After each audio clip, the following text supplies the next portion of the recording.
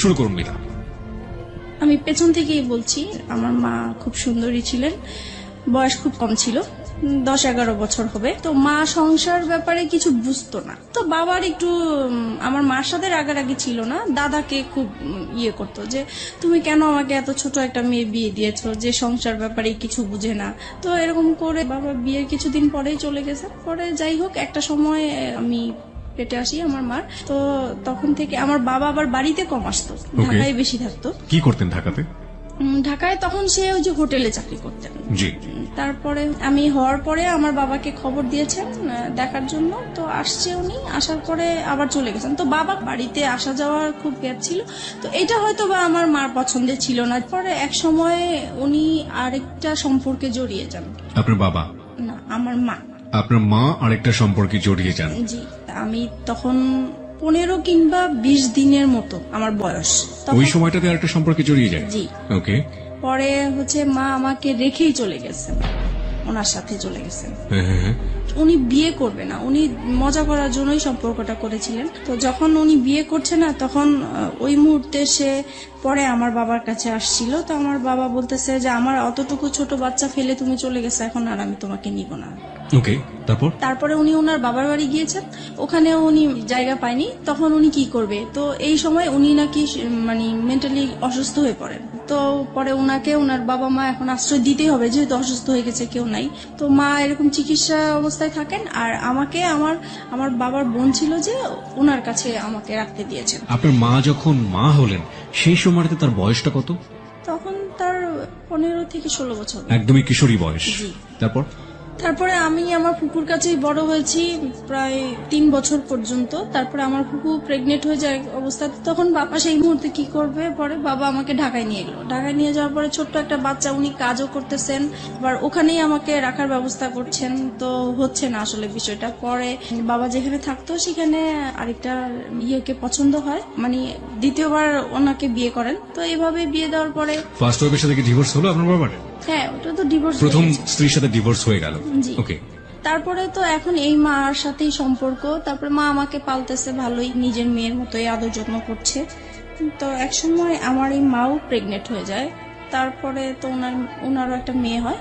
এই মেয়ে হওয়ার পর থেকে আমি এখন বুঝতে পারছি যে একটু ভালোবাসাটা যেন ডিফারেন্ট হয়ে গেছে, আগের মতো না। কিন্তু তারপরও মনে হয় নাই, মানে আমি তখন জানতামও না যে সে আমার সেকেন্ড মা বা কিছু, লোকের কাছে শুনতাম। তারপরে যাই হোক, এরকম করে অনেক বছর হয়ে গেছে। তারপরে এক সময় আমার বাবা মানে বলছে যে আমি তো আর এখানে হচ্ছে না, আমি একটু দেশের বাইরে যাব। তো উনি দেশের বাইরে চলে গেলেন। উনি এভাবে টাকা পাঠাচ্ছেন। আমার মা আবার অত শিক্ষিত ছিল না, টাকা পয়সার হিসাব টিসাব রাখতে পারেনি। তো বাবার মাঝখানে খুব অসুস্থ হয়ে যায়। অসুস্থ হওয়ার পরে থেকে উনি চলে আসার পরে বাবার ধারণা ছিল যে তার ব্যাংকে হয়তোবা কিছু টাকা আছে যেটা দিয়ে উনি কিছু করতে পারবেন। তো বাবা এসে দেখে যে আসলেই কোনো টাকা পয়সা নাই। তারপর থেকে তো মার সাথে মানে রাগারাগি, তারপরে মারধর করে একটা সময় মাকে। এগুলো আপনি নিজের চোখে দেখেছেন? নিজের চোখে দেখেছি। মানে বাবার ধারণা ছিল যে আমার মা হয়তো বা তার বাবার বাড়ি টাকাগুলো দিয়ে দিয়েছেন এর জন্য। তো এর জন্য খুব মারধর হতো। এই বিষয়গুলো আমার খুব মানে ব্রেনে কাজ করতো যে কেন এরকম হলো। তো এগুলো দেখতে দেখতে একসময় খুবই অসুস্থ হয়ে যায় আমি। তো আমার বাবার দুঃসম্পর্কে একটা ভাই আছেন, উনি হচ্ছে ডাক্তার কম্পাউন্ডারে চাকরি করতেন। তো আমাকে বলেছে তুমি যেহেতু অসুস্থ হয়ে গেছো, তাহলে চলো তুমি আমার ডাক্তার তোমাকে দেখাবো। তো গিয়েছি, ওখানে আমার প্রেশার মাপে প্রচুর হাই প্রেশার হয়ে গেছে। তো উনি বলতেছে ওষুধ দিয়েছেন কিছু, আর এমনিতে সাজেস্ট করেছেন যে যদি বাইরে কোথাও বেরিয়ে আসে তাহলে ভালো হবে। তো তখন আমার ওই চাচাটা বলতেন যে ঠিক আছে, তাহলে চলো আমার বোনের বাড়ি তুমি বেড়ায় আসবা। তো বাবাকে বললো, পরে আমি ওখানে গিয়েছি। ওখানে যাওয়ার পরে হচ্ছে ওই চাচার বোনের হচ্ছে ননদের ছেলের সাথে আমার পরিচয় হয় ওখানে। ওকে। উনি দেখে আমাকে পছন্দ করে এক সময় আমাকে ফোর্স করে ওনাকে ভালোবাসার জন্য। তো আমি বলতেছি যে তখন কোন ক্লাসে পড়েন আপনি? তখন আমি ক্লাস 6 এ পড়েন। তার মানে আপনার বয়স 11 থেকে 12 বছর। যে ছেলেটা আপনাকে প্রপোজ করলো সে আলটিমেটলি আপনার ওই ডাক্তার কম্পাউন্ডারের কোন এক আত্মীয়, রাইট? জি। ওকে। সেই ছেলেটার বয়স কত ছিল? উনি তখন ইন্টারমিডিয়েট দিয়েছেন। ফাইন।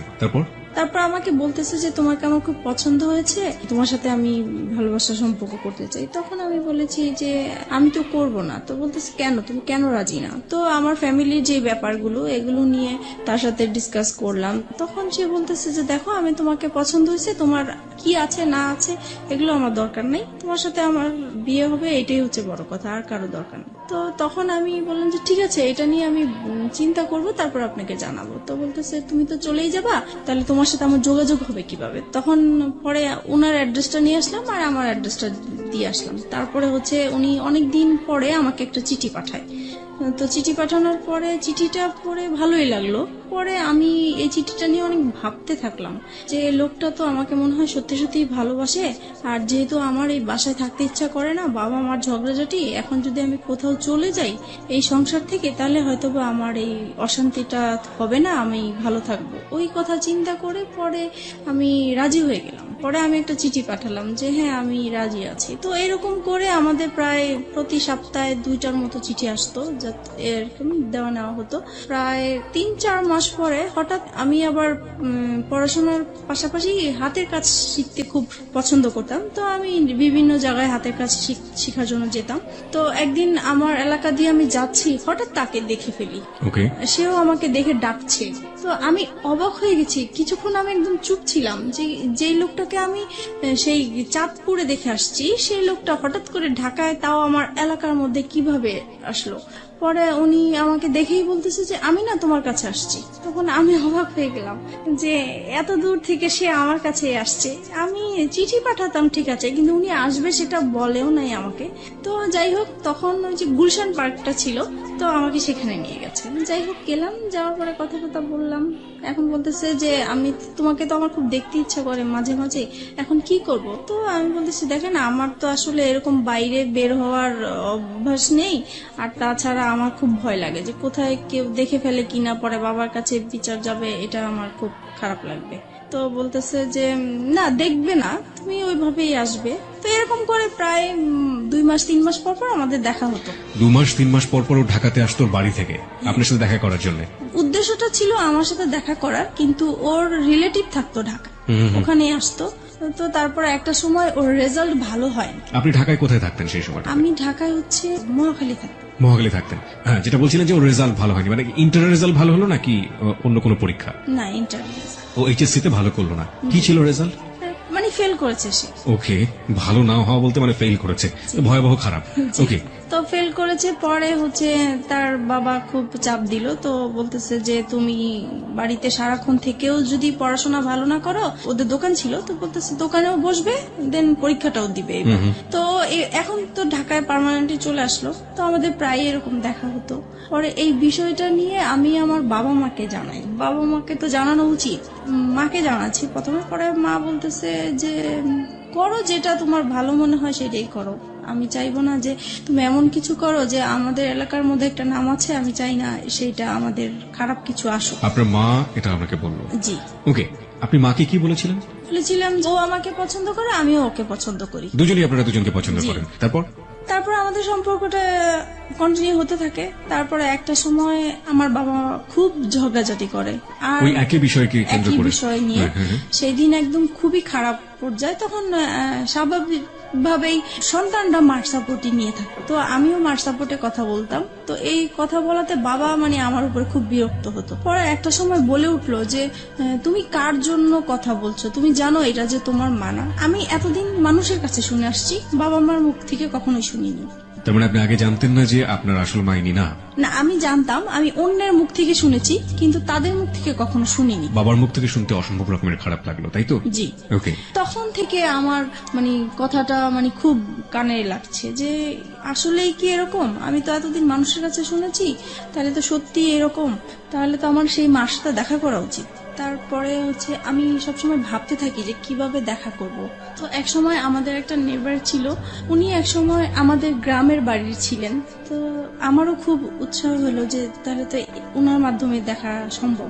তো বলছে যদি আপনি দেখা করাই দিতে পারেন আমার খুব ভালো হতো। তো বলছে তোমার মা তো সবসময় তোমার জন্য কান্নাকাটি করে, তাহলে আমি এবার বাড়ি যেয়ে বলবো তাকে। তারপরে উনি আপনার মার সম্পর্কে একটু জানি, ততদিনে কি বিয়ে হয়েছে আপনার মার? হ্যাঁ, যখন অসুস্থ হয়ে যায় তখন তার ভাইরা ওই লোকটাকে ধরে তারপরে মানে তার সাথে বিয়ে জোর করে বিয়ে দিয়ে দেয়। জি, ওকে, বিয়ে করে দেয়। তারপরে ওই সম্পর্কে আছেন উনি। এখন এক্সিস্টিং ওই সম্পর্কে আছেন। জি। ওকে, ফাইন। তারপর আপনি মার সঙ্গে দেখা করলেন, তারপর কি হলো? তারপরে আমার মা আসলেন, আসার পরে দেখা করলাম, দেখা করার পর উনি প্রথমে দেখে কান্নাকাটি করলো, যেটা স্বাভাবিক। তো আমার না মার জন্য কোনো ফিলিংস আসে নাই, আমার বিশ্বাসই হচ্ছে না যে এ আমার মা, এই ভদ্র মহিলাটা মা। আম্মা। তারপরে হচ্ছে মানে কেমন জানি লাগতেছে আমার কাছে, খুবই অপরিচিত। আমার মা ডাকতেও ইচ্ছা করছে না, কিছুই না। তারপরে উনি আমাকে লাস্টে বললো, শুধু এটাই বললো যে তোমাকে আমি আমার ইচ্ছে করে ফেলে আসি নাই, আমার কিছু সমস্যা ছিল এই কারণে ফেলে আসছি। আমি তাকে কোশ্চেন করেছিলাম। আপনার মাকে আপনি কোশ্চেন করলেন প্রথম দেখাতে, তুমি আমাকে কেন ফেলে এসেছিলে? কেন ফেলে তখন আপনার মা এই উত্তরটা দিয়েছিল। হ্যাঁ, তখন বলেছে আমি বাধ্য হয়েছিলাম। তো যাই হোক, উনি ওনার মতো বললো, কিন্তু তারপরও আমার মার জন্য আমার কোনো ফিলিংস কাজ করলো না। তারপরে উনি লাস্ট যে কথাটা বলেছেন যে তুমি একবার শুধু আমাকে মা ডাকো।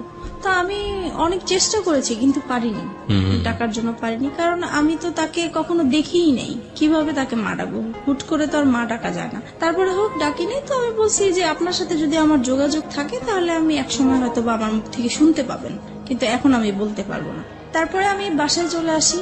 বাসায় আসার পরে আমি ওই যার মাধ্যমে আমার মাকে পরিচয় হয়েছে, তো উনাকে বলে দিছি যে আমি যে আমার এই মার সাথে দেখা করেছি এটা আমার এই মার কাছে বলবেন না, ইভেন কি আমার বাবার সাথেও বলবেন না। তো উনি বলছে ঠিক আছে, তুমি জানাতে না চাইলে বলবো না। তো আমিও জানাই না এই বিষয়টা, এইভাবেই আছে।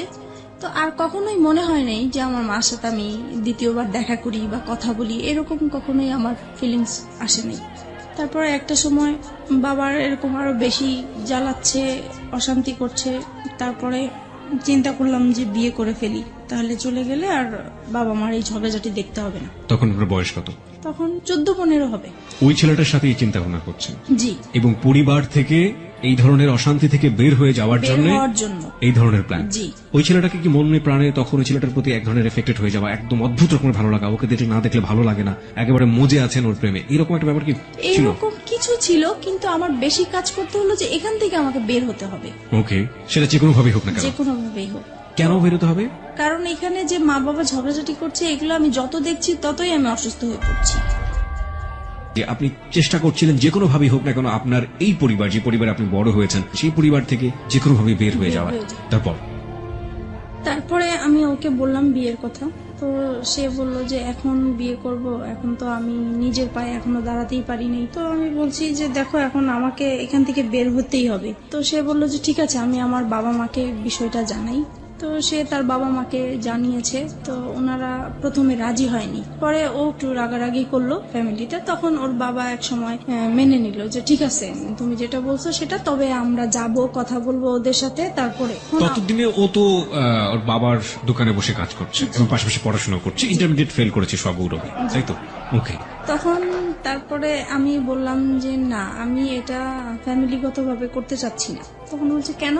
বলতেছি এখানে অনেকগুলো প্রবলেম আছে, আমি তো তোমাকে আগেই বলেছি যে আমার বাবার টাকা পয়সা নাই, সে অনুষ্ঠান করে বিয়ে দিতে পারবে না। তারপরে বলতেছি দেখো, বাবা মা এখন চাচ্ছে, কি করব? পরে আমি বলতেছি দেখো, এখন যদি আমাকে তুমি ভালোবেসে থাকো, বিয়ে যদি করতে হয় একা করতে হবে, কারণ আমি আমার বাবার অবস্থা জানি, আমি নতুন করে অশান্তি দিতে পারবো না। তখন সে রাজি হয়ে গেল বিষয়টা। তো আমরা একদিন ঘুরতে গিয়েছিলাম, ওখান থেকে হঠাৎ করে সে আমাকে কাজে অফিসে নিয়ে যায়। আমিও জানতাম না যে আজকে আমার বিয়ে হবে। তারপরে হচ্ছে বিয়ে করে ফেলি। তখন আমার 18 বছর হয়নি, কিন্তু ওখানে 18 বছর দেওয়া হয়েছে। 3 লাখ টাকা কাবিননামা হয়। বিয়ে করার পরে এখন ওর বাবা মার কাছে জানিয়েছে। ওর বাবা মা বলছে আমরা যেখানে রাজি হয়েছিলাম তুমি সেখানে একা কেন করতে গেলে? রাইট। তারপরে বলতেছে তাহলে তুমি আমার বাড়িতে আর উঠবা না। তো এখন ও কোথায় যাবে? পরে কি করব, আমি আমাদের বাসায় নিয়ে আসলাম। পরে মাকে বলেছি, বাবাকে বলছি, কারণ তাদের আমার মনে হচ্ছে তারা খুশি হয়েছে, যেহেতু তাদের কোনো টাকা পয়সা খরচ হচ্ছে না। তারপরে যাই হোক, আমরা ওখানেই ছিলাম প্রায় 2-3 মাস। পরে আমার হাজবেন্ডের খালা আছে, বড় খালা, ওরা সবাই ওই খালার কথা শুনেই চলে। তো ওনাকে জানিয়েছে বিষয়টা। তো উনি ওর বাবাকে যেভাবেই হোক ম্যানেজ করেছে। 2-3 মাস পরে আমাকে মেনে নেওয়া হয়। পরে আমি ওর সাথে চাঁদপুরে চলে গেলাম। আমার শ্বশুর মানে মেনে নিতে হবে দেখেই মেনে নেওয়া, কিন্তু মন থেকে যে মেনে নেওয়া সেটা আসলে হয়নি। ওনাকে সালাম করলে কখনোই সালামের উত্তর নিত না। আচ্ছা, তাছাড়া আমার সাথে কথা বলতো না। তারপরে আমি যদি ভাত বাড়তে যেতাম টেবিলে, উনি কখনোই খেতে আসতো না। আর সারাক্ষণ ওনার ছেলেকে বকা, এমনকি আমার সামনে মারতেও গিয়েছে যে কেন তুমি এরকম মেয়ে বিয়ে করলে। বড় ছেলে নিয়ে সবারই একটা আশা ছিল। তারপর হয়েছে যেটা এখন শাশুড়ি কেমন ব্যবহার করতো, বাকি মেম্বার যারা ছিল তারা কেমন ব্যবহার করতো? মোটামুটি ভালোই ছিল, কিন্তু শাশুড়ি ননদ এরা সবসময় আমাকে ভুল ধরার চেষ্টা করতো। আচ্ছা, তাদের মন পাওয়ার জন্য আমি সবকিছু কাজ করেছি, তারপরেও সব সময় ভুল ধরতেই থাকতো। এক সময় হয়েছে কি, বড় ধরনের একটা ঝগড়া হয়েছে। সেটা হচ্ছে আমার শ্বশুর শাশুড়িরা ওনারা চিটাগাং গিয়েছে বেড়ানোর জন্য। যেহেতু ঢাকায় বড় হয়েছি, পুকুর দেখে আমার খুব ইচ্ছা হয়েছে যে আমি একটু পুকুরে গোসল করবো। ওকে, ওনাদের বাড়ির কেউ আবার পুকুরে গোসল করেন, ওনারা খুব পর্দাশীল মানুষ। ছেলের বউ কেন পুকুরে গোসল করবে, কিন্তু পুকুরটা চারপাশে ঢাকা ছিল। ওকে, তারপরেও মানে পুকুরটা পর্দাসীন পুকুর। জি, তারপরে ওখানে আমি গোসল করেছি। আমার দেবরটা হচ্ছে কি, মানে আমার সাথে এরকম আচরণ করতে মনে হয় যে আমার ভাসুর, সে আমাকে পরিচালনা করবে। তো এটা আমার পছন্দ হতো না। তো সে এসে আমাকে বলতেছে, কি ব্যাপার, আপনি কেন পুকুরে গোসল করলেন, এই সেই, আপনি জানেন না পুকুরে গোসল করে আমাদের পছন্দ না। তো বলছে আমার একটু ভালো লাগছে, আর বাড়িতে তো কেউ ছিল না। এই নিয়ে সে আমার বাবা মা তুলে গালাগালি শুরু করছে। আপনার হাজবেন্ড কি করছিল তখন? ও তো ঢাকায় থাকতো, আমি বাড়িতে থাকতাম। আচ্ছা, তারপরে হচ্ছে গালাগালি করতেছে আমার বাবা মাকে। তখন আমার খুব খারাপ লাগলো যে আমি অন্যায় করছি, আমার বাবা মাকে কেন গালিগালাজ করবা। তখন আমিও তার বাবা মাকে গালাগালি করি। পরে হচ্ছে সে ইমিডিয়েটলি সে আমার শ্বশুর শাশুড়িকে ফোন দিয়েছে। তারা মানে তখনই একদম চিটাগাং থেকে চলে আসছে, আমার বিচার হবে। আমার হাজবেন্ডকেও খবর দিয়ে আনা হয়েছে। তারপরে সেই আসরে কি হলো, সেখানে বলছে যে আমাকে আমার শ্বশুর শাশুড়ির কাছে মাপ চাইতে হবে বাদরে। তা আমি বলছি ঠিক আছে, আমি যদি অন্যায় করে থাকি আমি মাপ চাবো, কিন্তু সে যে আমার বাবা মাকে বকা দিছে, তাহলে আগে সে আমার বাবা মার কাছ থেকে পা ধরে মাপ চাই আসো, তারপরে আমি যাবো। বলো হ্যাঁ, বউ হয়ে এত বড় কথা, এতগুলো মুরব্বী মানুষ আমরা বসে আছি। তারপরে আমার হাজবেন্ড এসে বলতেছে মাপ চাও মাপ চাও। আমি বলতেছি না, আমি তো চাইবো না, আগে আমার বাবা মার কাছে মাপ চাই আসুক, তারপরে আমি যাবো। পরে এই কথা বললাম কেন, সে সবার সামনে আমাকে অনেক মারধর করলো। এই সে প্রথম আমার গায়ে হাত তোলে। আমি বিয়ে কতদিন পরে? প্রায় 3-4 মাস পরে। ওকে, পরে সেদিন রাতে আমার প্রচুর রাগ উঠলো। তারপরে আমি করলাম হচ্ছে যে তাকে বললাম রাগের মাথায় যে কালকের মধ্যে যদি আমাকে ঢাকায় নিয়ে না যাও, তাহলে আমার এখানে লাশ দেখবো আমার। তো সে খুব ভয় পেয়ে গেছে। তখন তার বাবা মাকে বলে ঢাকায় নিয়ে আসলো আমার বাবার বাড়িতে। আমি বলছি আর যাবো না। পরে যাই হোক, আমার কথাটাই রইলো, আমি বাবা মার কাছে ছিলাম। এক সময় পরে বাবা আবারও সেই তো ঝগড়াঝাটি আছেই বাবার সংসারে। তখন একদিন আমি খুব রাগ হইলাম বাবার সাথে। তখন বাবা আমাকে বলেছে যে তুমি এখন অন্যের হয়ে গেছো, এখন আর আমাদের কেউ না, তুমি আমাদের সংসারে কিছু বলতে আসবা না। এই সে আরো কিছু বকা দিল আমাকে। পরে বলতেছে, বাবা বলতেছে তুমি কালকের মধ্যে আমার ঘর থেকে বের হয়ে যাবে, আমি কালকে যেন তোমাকে আর দেখতে না চাই। পরে মা বলতেছে যে তোর বাবা তো অনেক রেগে গেছে, তাই কাজ কর, আমি তোকে একটা আলাদা বাসা নিয়ে দেই, ও আসলে পরে ওকে বলবো আমি সবকিছু। তখন আমি আমার মার কাছাকাছি একটা বাসা নিলাম। পরে ও বাড়ি থেকে আসছে হঠাৎ করে, তো মার বাসায় আসছে।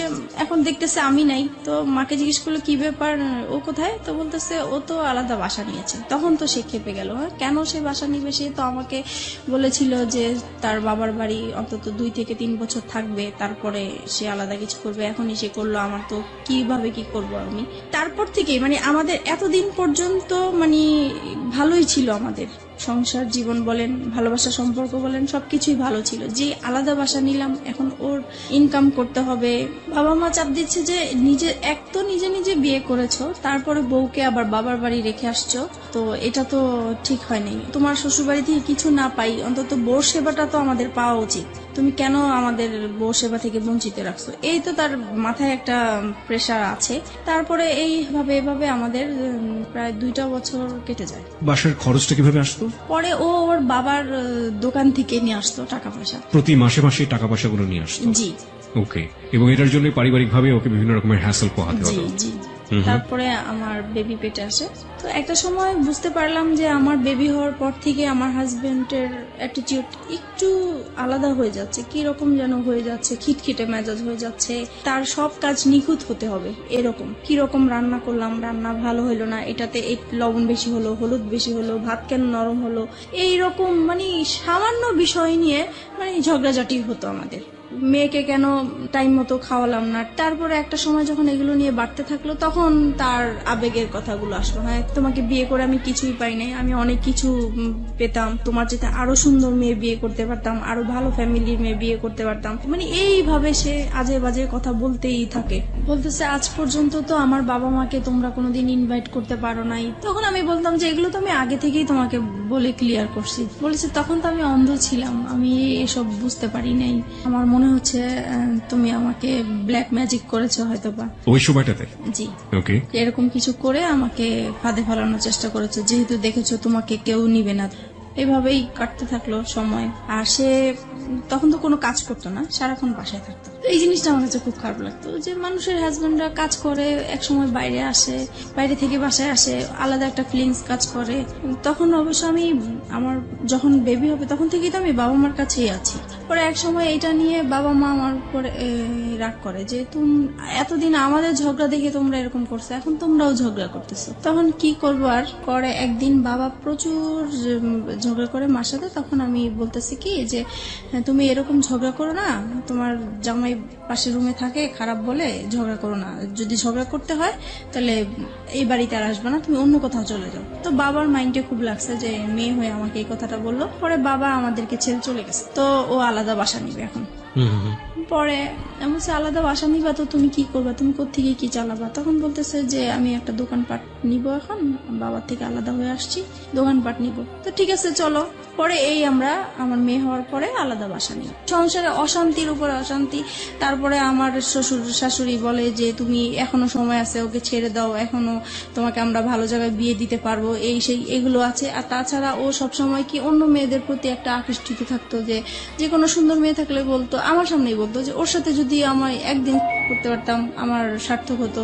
পরে ঝগড়া হলে মাঝে মাঝে বলতো যে আমাকে অনেকেই বিয়ের প্রস্তাব দিয়েছে, প্রেমের প্রস্তাব দিয়েছে, আমি তাদেরকে বিয়ে করিনি, আমি অনেক বড় ভুল করেছি, এই সে এগুলো বলতো। এগুলো আমার খুব খারাপ লাগতো, এগুলো নিয়ে আমাদের সংসারে খুব অশান্তি হতো। বিশেষ করে ও বাসায় থাকতো, এই জিনিসটা আমি একদমই পছন্দ করতাম না, ও কোনো কিছু করতো না। পরে এক সময় কি হয়, নতুন একটা মার্কেটে দোকান নিয়েছে, ওইটা মার্কেটটা ভালো করে স্টার্ট হয় নাই, তাই দোকানও ভালো চলে না, তো দোকানটা ছেড়ে দিল শেষ পর্যন্ত। তারপরে যেটা হয়েছে, এক এক করে ও যেটাই হাত দেয় সেটাই লস হয়। এইভাবে ওর বাইরের যেই অশান্তি হলে সেটা ঘরের মধ্যে নিয়ে আসবে। তারপরে সে শেয়ার বাজারে ঢুকলো। তারপরে শেয়ার বাজারও তো খুব অবস্থা খারাপ ছিল, সেটা নিয়ে বাসায় খুব ঝগড়াঝাটি হতো, তার মন খারাপ হতো। যদি বাসায় কিছু লাগতো বলতাম, তখনই সে খেপে যেত। তারপরে বলতো যে তোকে বিয়ে করে আমার ভাগ্যটা খারাপ হয়ে গেছে, আগে তো এরকম খারাপ ছিল না।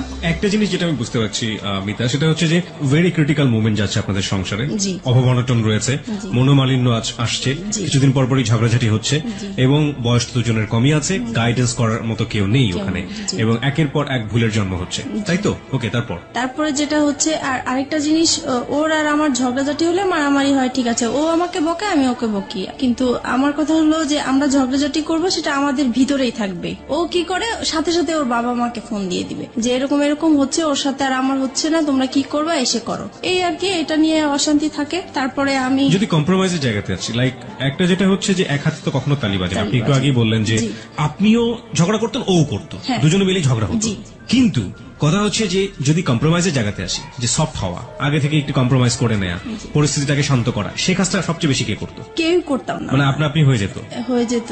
আমি কথা না বলার চেষ্টাই করতাম, কিন্তু ও এসে আমার রাগ ভাঙাতো। তার মানে ওই আপনাকে রাগ ভাঙানোর চেষ্টা করতো। এটা নিঃসন্দেহে তার একটা ভালো গুণ।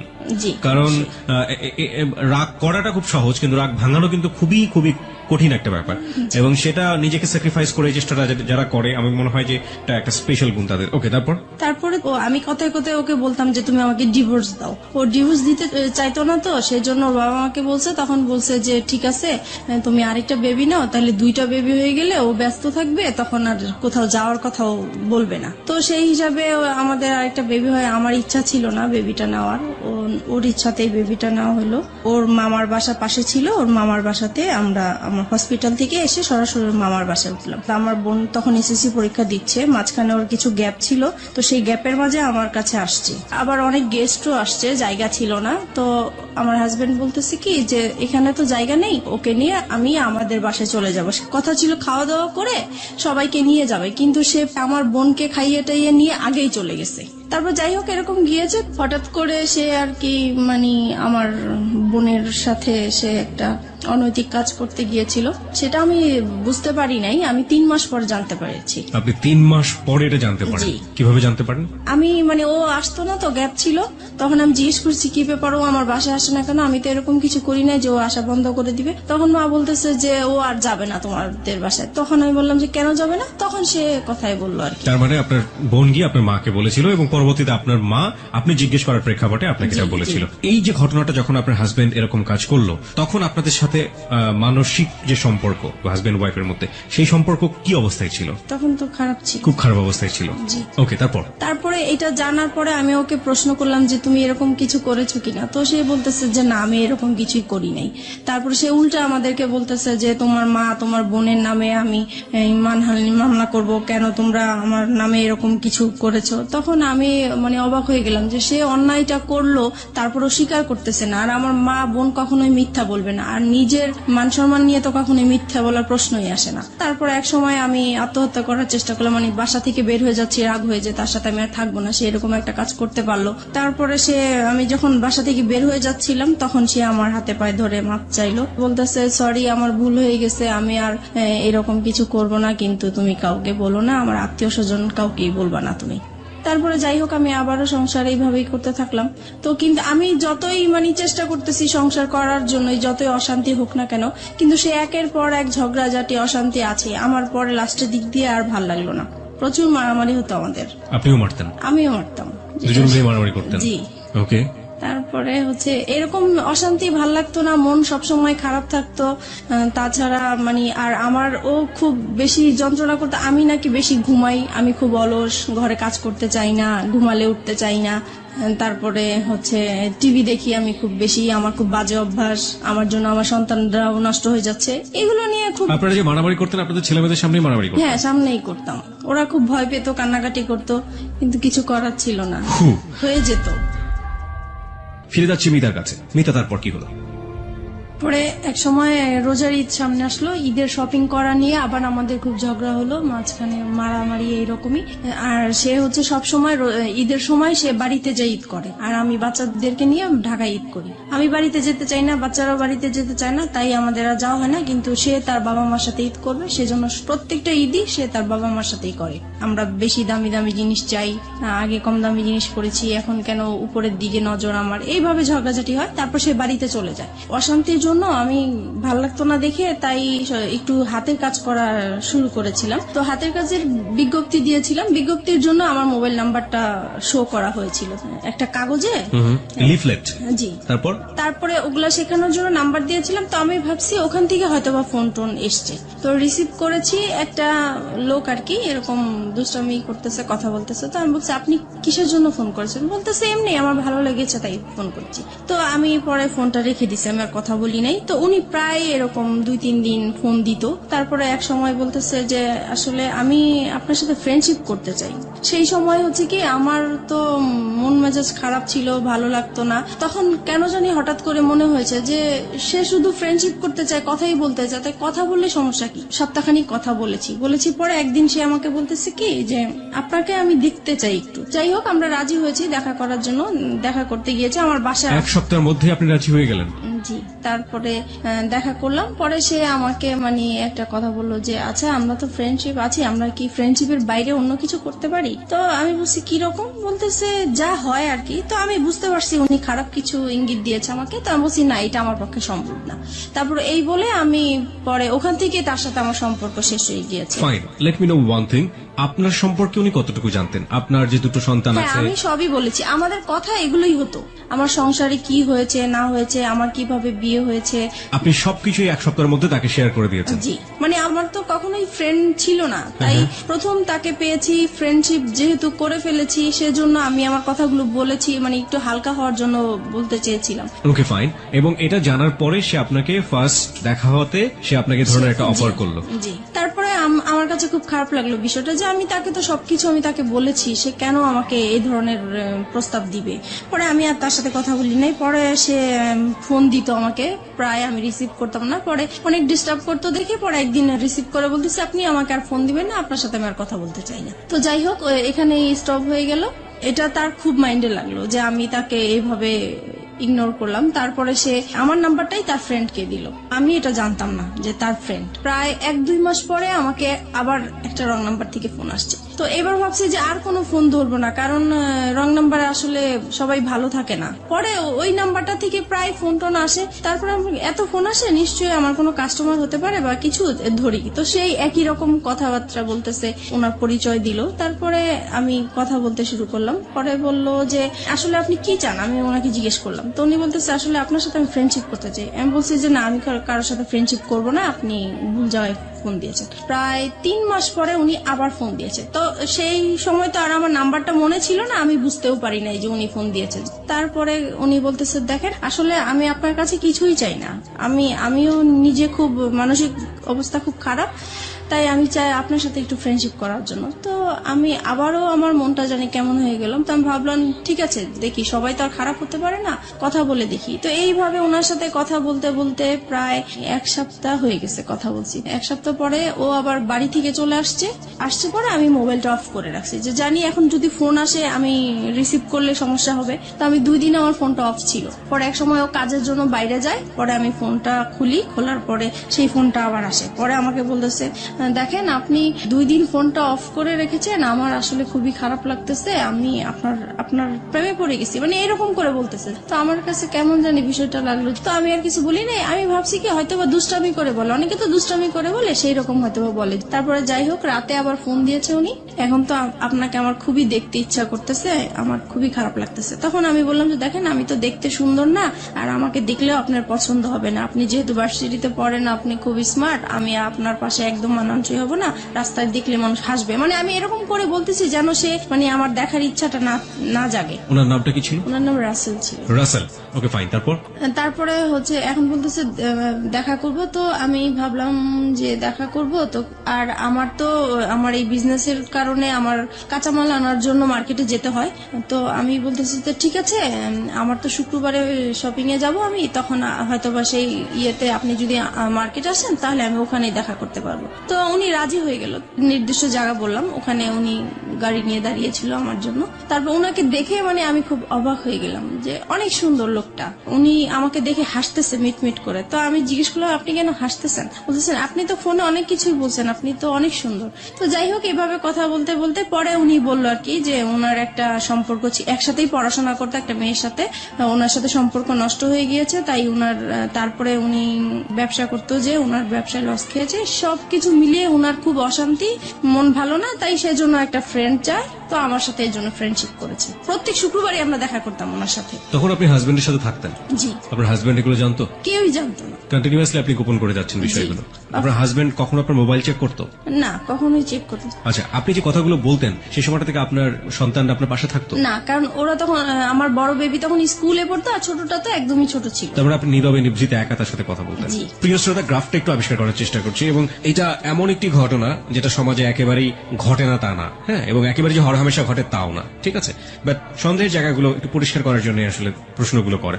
আপনার হাজবেন্ড আপনাকে সন্দেহ করতে, আপনি যেটা বলছেন, টুকটাক সন্দেহ করার জায়গাটা থেকে আপনি কখন আপনার হাজবেন্ডকে সন্দেহ করতেন? না, আমি কখনোই করতাম না। কেন করতেন না? কারণ আমি জানি সে এই টাইপের মেয়ে মানুষ, দেখলে সে তাকিয়ে থাকে, সে যাবে, সে মানে এরকম আছে, এর জন্য আমার সন্দেহ হতো না। আপনি কনফার্ম ছিলেন যে সেসব কাজ করে? সে মেয়ে মানুষের প্রতি একটু উইক আছে। একটা জিনিস একটু বলেন আমাকে, প্রতি শুক্রবার তার সাথে আপনি দেখা করতেন, কোথায় দেখা করতেন? এটাও যে আমি মার্কেটে যেতাম, আমি আমার কাজে যেতাম, পাশে উনি থাকতো, এই আর কি। ওনার সাথে একসাথে মিলে শপিং করতেন? জি। How dare you! আপনার হাজবেন্ডের সামনে যদি পড়ে যেতেন কখনো? একবার এরকম হয়েছে, তো উনি খুব সন্দেহ করতো যে প্রায় শুক্রবারে কেন ও মার্কেটে যায়, আগে তো এত তাড়াতাড়ি মার্কেটে যেত না। আর একটা ঘটনা কি, মানে আমি মার্কেটে যাব, এই সময় আমার বিজনেসটাও খুব ভালো চলছিল, সেই উসিলা দিয়ে আমি মার্কেটেও যেতে পারছি। তো এক শুক্রবারে সে আমাকে হঠাৎ করেই ফোন দিয়েছে, ফোন দিয়ে বলতেছে তুমি কোথায়? তো আমি বলতেছি আমি বলে আসছি, কিন্তু আমি মার্কেটে আসছি, কিন্তু মার্কেটে থাকাকালীনই সে আমাকে ফোন দিচ্ছে যে তুমি কোথায়? বলতেছি আমি তো মার্কেটে। বলতেছে মার্কেটে তো কোথায়, কোন মার্কেটে? কারণ নিউ মার্কেটে অনেকগুলো মার্কেট আছে। তো আমি পরে বলতেছি কেন, আমি এখানে। তো বলতেছে আমি তো আসছি। তো আমি তো পুরা ভয় পেয়ে গেছি যে কি ব্যাপার, সে কেন আসছে। আসলে সে সন্দেহ করেই আসছে। তো তাড়াহুড়া করে ওকে বলে দিছি তুমি এখন যাও, আমার হাজবেন্ড চলে আসছে, এখন কিছু করার নাই। তো ও মন খারাপ করে চলে গেছে। পরে আমি তো আমার শপিং করতেছি, তো ও আর বুঝতে পারে নাই, এভাবেই Okay. হয়েছে। ওকে ফাইন, আমি একটু বলি ওই সময়টা পর্যন্ত কতদিন যাবত রাসেলের সাথে আপনার সম্পর্ক? ওই সময়টা ওই শুক্রবার পর্যন্ত? ওই শুক্রবার পর্যন্ত 1-1.5 মাস তো হবেই। 1-1.5 মাস। জি এই 1-1.5 মাস আপনি কন্টিনিউয়াসলি আপনার হাজবেন্ডের কাছ থেকে এই জিনিসটা গোপন করে যাচ্ছেন। বাই হার্ট আপনি এটা মনে করেন ইললিগাল রিলেশনশিপ, রাইট? অবৈধ কিনা সেটা তো বুঝতে পারতাম না, শুধু এটা বুঝতাম যে এটা করাটা ঠিক হচ্ছে না। কিন্তু সেই মুহূর্তে আমার ভালো লাগতো, তার সাথে কথা বলতে ভালো লাগতো, তার সাথে দেখা করতে ভালো লাগতো। সেই ভালো লাগার কারণেই আমি তার সাথে কথা বলেছি, দেখা করেছি। এবং এই ভালো লাগা প্রতিনিয়তই বাড়ছে। জি।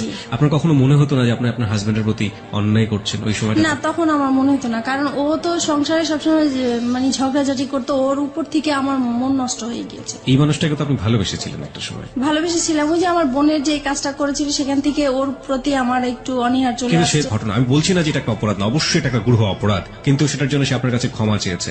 কিন্তু আমি ক্ষমা করে দেওয়া দরকার ছিল, সেজন্য ক্ষমা করছি, কিন্তু মন থেকে আসলে ক্ষমা করিনি। আপনি এই মানুষের সাথে রাগ করে আপনি এইভাবে এই কাজগুলো করছেন, ব্যাপারটা কি আসলে এটাই ছিল, নাকি আলটিমেটলি আপনার জায়গা থেকে আপনি কাউকে ফিল করতেন যে আমার এরকম একজন মানুষ দরকার যে মানুষের সাথে আমি শেয়ার করতে যেটা পারি? হয়েছে, ওর প্রতি তো একটা রাগ অভিমান ছিলই আমার, হ্যাঁ। সেটা তো ছিলই, কিন্তু মানে আমার যেই ভালোবাসা, যেই একটা চাহিদা ছিল কারোর সাথে ভালোভাবে সম্পর্ক হবে, ওই চাহিদা থেকেই যখন আমি পেয়ে গেছি, ওনার কাছ থেকে ভালো ভালো কথা পাচ্ছি, আমার হাজবেন্ডের সাথে ওর সাথে আমি অনেকটা মিলানোর চেষ্টা করতাম যে তার কাছে আমি কি গ্যাপ পেয়েছি বা তার কাছে আমি কি পাচ্ছি, তখন মনে হচ্ছে যে ওই বেটার আমার। আপনি দেখুন, আপনার সন্তান আছে তখন দুটো, রাইট? জি। আপনার বিজনেস আছে, যে বিজনেসটা আপনি শুরু করেছেন, তার মানে অনেক পরিকল্পনা আপনার মাথায়, অনেক স্বপ্ন আপনার মাথায়। আপনার হাজবেন্ড আছে, এবং যে মানুষটাকে আপনি ভালোবেসেছেন একটা সময়, কিন্তু আপনার হাজবেন্ড আপনার সাথে খারাপ আচরণ করছে, সেটা আমরা দেখতে পাচ্ছি। তার বাইরেও তো আপনার দুটো জগৎ ছিল, একটা হচ্ছে আপনার সন্তান আর একটা হচ্ছে আপনার বিজনেস। না, এই দুটো business-টা- নিয়েও তো আপনি হ্যাপি থাকতে পারতেন। ইনফ্যাক্ট আপনি যে ছেলেটার সাথে এই সম্পর্কটা তৈরি হচ্ছে, সেই ছেলেটাকেও যদি আপনি আপনার বন্ধুর জায়গাটাতে রাখেন, তাহলেও কখনো কি অনুভব করেছেন আপনার হাজবেন্ডের সাথে তার পরিচয় করে দেওয়া উচিত? এটাও কি কখনো ফিল করেছেন? এটা কখনো মানে মাঝে মাঝে মনে হয়েছে পরিচয় করে দিই, কিন্তু আমার হাজবেন্ড এটা মেনে নিত না।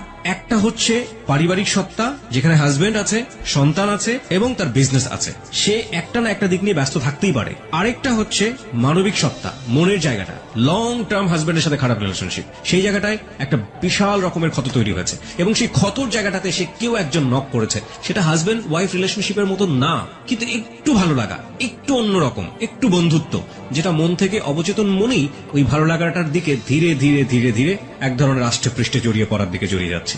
এই দুটো জিনিস আমরা যখন নর্মালি শুনি, আমরা কিন্তু এই সেকেন্ডটাকে কোনোভাবেই সাপোর্ট করতে পারি না, বাট ও সেকেন্ডটার মধ্যে এসেছে, this is the hardest reality. এটাকেও মেনে নিতে হবে, এটা আমাদের সমাজে ঘটে, কিন্তু আমরা মানি না। কিন্তু কি কারণে ঘটে, সেই কারণটা কিন্তু আমরা আবিষ্কার করে ফেলেছি, এবং এইটা আসলে কতদূর পর্যন্ত গিয়েছে, চলুন সামনের দিকে যাওয়া যায়।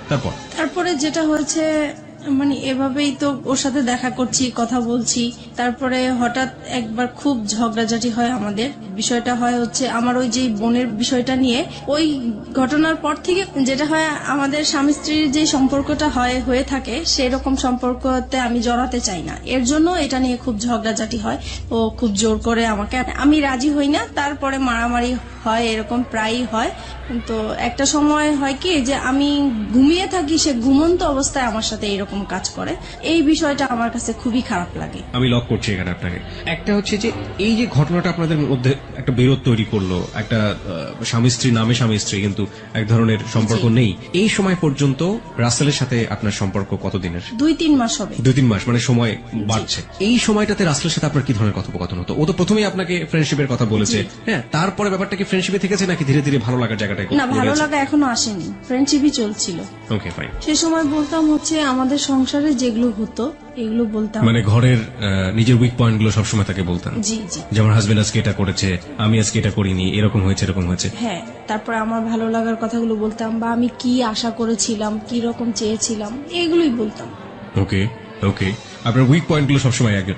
আচ্ছা, এই যে কষ্টের কথাগুলো, পরিবারের কথাগুলো, একেবারে ঘরের মানুষের কথাগুলো, এগুলো শেয়ার করার মতো অন্য কেউ কি ছিল না? না, আমার কখনো তো কোনো ফ্রেন্ডশিপ ছিল না, সেটা তো আমি আগেও বলেছি। This is the great point, প্রিয় শ্রোতা। ওকে ফাইন, তারপর? তাছাড়া ফ্যামিলিকেও বলতে পারতাম না, কারণ যেহেতু একা বিয়ে করেছি, সেজন্য বলার কোনো সুযোগ ছিল না, স্কোপ ছিল না।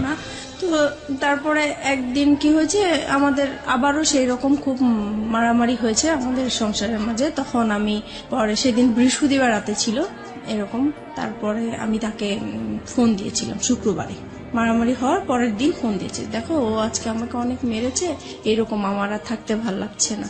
তখন সে আর কি আমার সুযোগ নিয়ে বলতেছে যে ঠিক আছে, তোমার যেহেতু থাকতে ভাল লাগে না, তুমি তো বিজনেস করোই, তাহলে তুমি চলে আসো, তুমি কেন থাকো, এত মারধর খেয়ে কেন থাকবো, তুমি তোমার বাবা মার কাছে চলে যাও। তখন বলছে আমার বাবা তো সেই কবেই চলে গেছে, বাবা কোথায় আছে খুঁজে পাচ্ছি না, আর মা আছে, মা তো নিজেই খুব কষ্ট করে থাকে, সেখানে আমি কিভাবে যাব। পরে বলতেছে দেখো তুমি 1 মাস মার কাছে কোন রকম থাকো, তারপরে তুমি যে ব্যবসা করো, নিজে কিছু টাকা জুগিয়ে তুমি নিজেই চলতে পারো। মানে আপনাকে সেপারেট করে দিতে যাচ্ছে আপনার হাজবেন্ডের কাছ থেকে? মানে আমার জন্যই বলছে সে, আমি যেহেতু কান্নাকাটি করি তার কাছে, আমার কথা চিন্তা করে সেই কথা বললো। ওকে। তারপরে আর আমি তো সবসময় এমনিতেও বলি যে ডিভোর্স তাকে দিব বা সে আমাকে দিবে, কিন্তু সে তো রাজি হচ্ছে না ডিভোর্স দেওয়ার জন্য। আমার হাজবেন্ড তো ডিভোর্স দিতে চায় না, আমাকে মারধর করবে, বকাবাদ্য করবে, আবার আমাকে বলবে যে আমার সাথে তার জীবনটা জড়িয়ে নষ্টই হয়ে গেল, কিন্তু সে ডিভোর্স দিবে না। তো পরে এক সময় ডিসাইড করলাম যে আমি তাকে ডিভোর্স দিব, সে যেহেতু দেয় না আমি দিব। পরে একদিন রবিবারে সে দেখা করবে, সেদিন শুক্রবারে আর দেখা করতে পারি নাই দেখে সে বলতেছে ঠিক আছে রবিবারে, তাহলে এবার শুক্রবারে যখন দেখা হলো না, তাহলে রবিবারে আসো। তো আমার অফিস টাইম শেষ হলে সন্ধ্যার দিকে আসো। তো আমরা সন্ধ্যার দিকে একটা গুলশানে ফাস্টফুডে বসি, তো ওখানে বসছি। পরে সে আমার হাতটা ধরলো, এই ফার্স্ট সে আমার হাত ধরে। কয় মাস পর? ওই তো 2-2.5 মাস পরে। আচ্ছা, এই হাত ধরার আগে আপনারা সেলফোনে কি কখনো এই ভার্চুয়াল হাত ধরাধরি করেছেন? না। ওকে, তারপরে এই প্রথম সে আমার হাতটা ধরার পরে আমার কাছে অন্যরকম একটা ভালো লাগা তৈরি হলো, যে মনে হচ্ছে যে খুব ভালো লাগছে এটাই। তারপরে হঠাৎ করে সে আমাকে বলতেছে দেখো আমি আসলে তোমার প্রেমে পড়ে গেছি, আমি আর তোমাকে ছাড়া থাকতে পারছি না। তখন আমিও মানে কান্নাকাটি করতেছি, যে সেহেতু আমাকে মারধর করেছে সেটা বলতেছি আর কান্না করতেছি। পরে সে আমার আর কি মাথায় হাত বুলিয়ে দিচ্ছে, পরে বলতেছে দেখো আর ধৈর্য ধরো, 6টা মাস তুমি ধৈর্য ধরো, তারপরে আমি 6 মাস পরে তোমার একটা ব্যবস্থা করব। তখন আমি জিজ্ঞেস করলাম ব্যবস্থা মানে কি বুঝাতে চাচ্ছ? তো বলতেছে আমরা একসাথে থাকবো। তুমি কি আমাকে ভালোবাসো? বলছে হ্যাঁ আমি তোমাকে ভালোবাসি। তো এইভাবেই হোক আমাদের পরে। আপনি তাকে ভালোবাসতেন ওই সময়টাতে? ওই বলার পর থেকে আমি প্রশ্ন করেছি যে আমার তো আসলে বিশ্বাস হচ্ছে না, তুমি আমাকে কিভাবে ভালোবাসো, আমার বিয়ে হয়েছে, বাচ্চা আছে, তোমার মতো আনম্যারিড ছেলে তো আমাকে কখনোই ভালোবাসার কথাই না। তো বলতেছে মানুষের ভালো লাগা তো কত রকমই হতে পারে, এটার তো শেষ নাই, তোমাকে আমার ভালো লাগছে, আমি তোমাকে বিয়ে করব, তবে আমার জন্য তোমাকে 6 মাস অপেক্ষা করতে হবে। তো আমি বলতেছি এত বছর যেহেতু কষ্ট করে আসছি, আমি 6 মাস পর্যন্ত কষ্ট করতে পারবো। তো এই বলে আমরা চলে আসছি। তারপর থেকেই আমাদের ভালোবাসা আসলে শুরু হয়। তারপরে ফোনে একের পর এক কথা বলা হয়, খুব ভালো লাগে। তখন আপনার হাজবেন্ডের সাথে? আপনি? জি, হাজবেন্ডের সাথে। তারপরে থেকে মানে সে কথা না বললে আমার খুব কষ্ট হয়, যেদিন ফোন করতে না পারি সেদিন খুব কষ্ট হয়, দেখা করতে না পারলে কষ্ট হয়। তারপর থেকে আমরা কি করি, প্রত্যেক দিন দেখা করি। এতদিন তো শুক্রবার ছিল, এখন প্রত্যেক দিন তার অফিস টাইমে যাওয়ার পথে আমার বাসা পড়ে, তো আমি বাসার সামনে দাঁড়িয়ে থাকি, সে চলে যায়, ওইটুকুই দেখা, মানে ওইটা দেখা করলেই মনে হয় যে অনেকটা শান্তি লাগে। ওইটুকু না দেখতে পারলেও খুব খারাপ লাগে, রাতে ঘুম হয় না। তো এভাবেই চলতে থাকে। You fall in love like this? এইভাবে আপনি এরকম ভাবে আপনার হাজবেন্ড থাকা অবস্থায়, আপনার বাচ্চা থাকা অবস্থায় আপনি? জি। This kind of love, like 16 years love. কিশোরী মেয়েরা যেভাবে প্রেমে পড়ে, একটা ছেলে সামনে দিয়ে না গেলে ঘুম হচ্ছে না রাতের বেলা। জি জি, আমার ওই প্রথম যখন আমার হাজবেন্ডের সাথে যে রকম ফিলিংস কাজ করছিল, ওর বেলাও আমার সেম হচ্ছিল। তখন কি আপনার মনে হয়নি যে জীবনে একটা ভুল করেছে আর একটা ভুল করতে যাচ্ছি? তখন আমি বলতাম যে দেখো ও তো আমাকে সবকিছু জেনে শুনে ও বিয়ে করেছিল, তারপরেও কিন্তু ও আমাকে টর্চার করতেছে এখনো। তো ও আমাকে বলতো দেখো ও তো অশিক্ষিত, ওর ফ্যামিলি অশিক্ষিত, সেজন্য ও এরকম করে, আমি করব না, তুমি আমার উপর বিশ্বাস আনতে পারো, সবাই তো একরকম না। তারপর যাই হোক, ওর কিছু কথা ছিল যেগুলো শুনলে আমি খুব ভরসা পেতাম, আমি বিশ্বাস করতে চাইতাম। মানে ওর কথা, ও যখন কথাগুলো বলতো আমার খুব বিশ্বাস করতে ইচ্ছা করতো, ওর কথাগুলো আমার ভালো লাগতো, মনে হতো যে সত্যিই বলছে বা এরকম কিছু। তারপরে বাসায় চলে আসলাম। বাসায় আসার পরে হচ্ছে এখন আমার হাজবেন্ডের বিজনেসটা ভালো যাচ্ছে না, তো ও ঠিক মতো ঘরে বাজার টাজার করছে না, তাছাড়া যেটা প্রয়োজন হয় সেগুলো হচ্ছে না।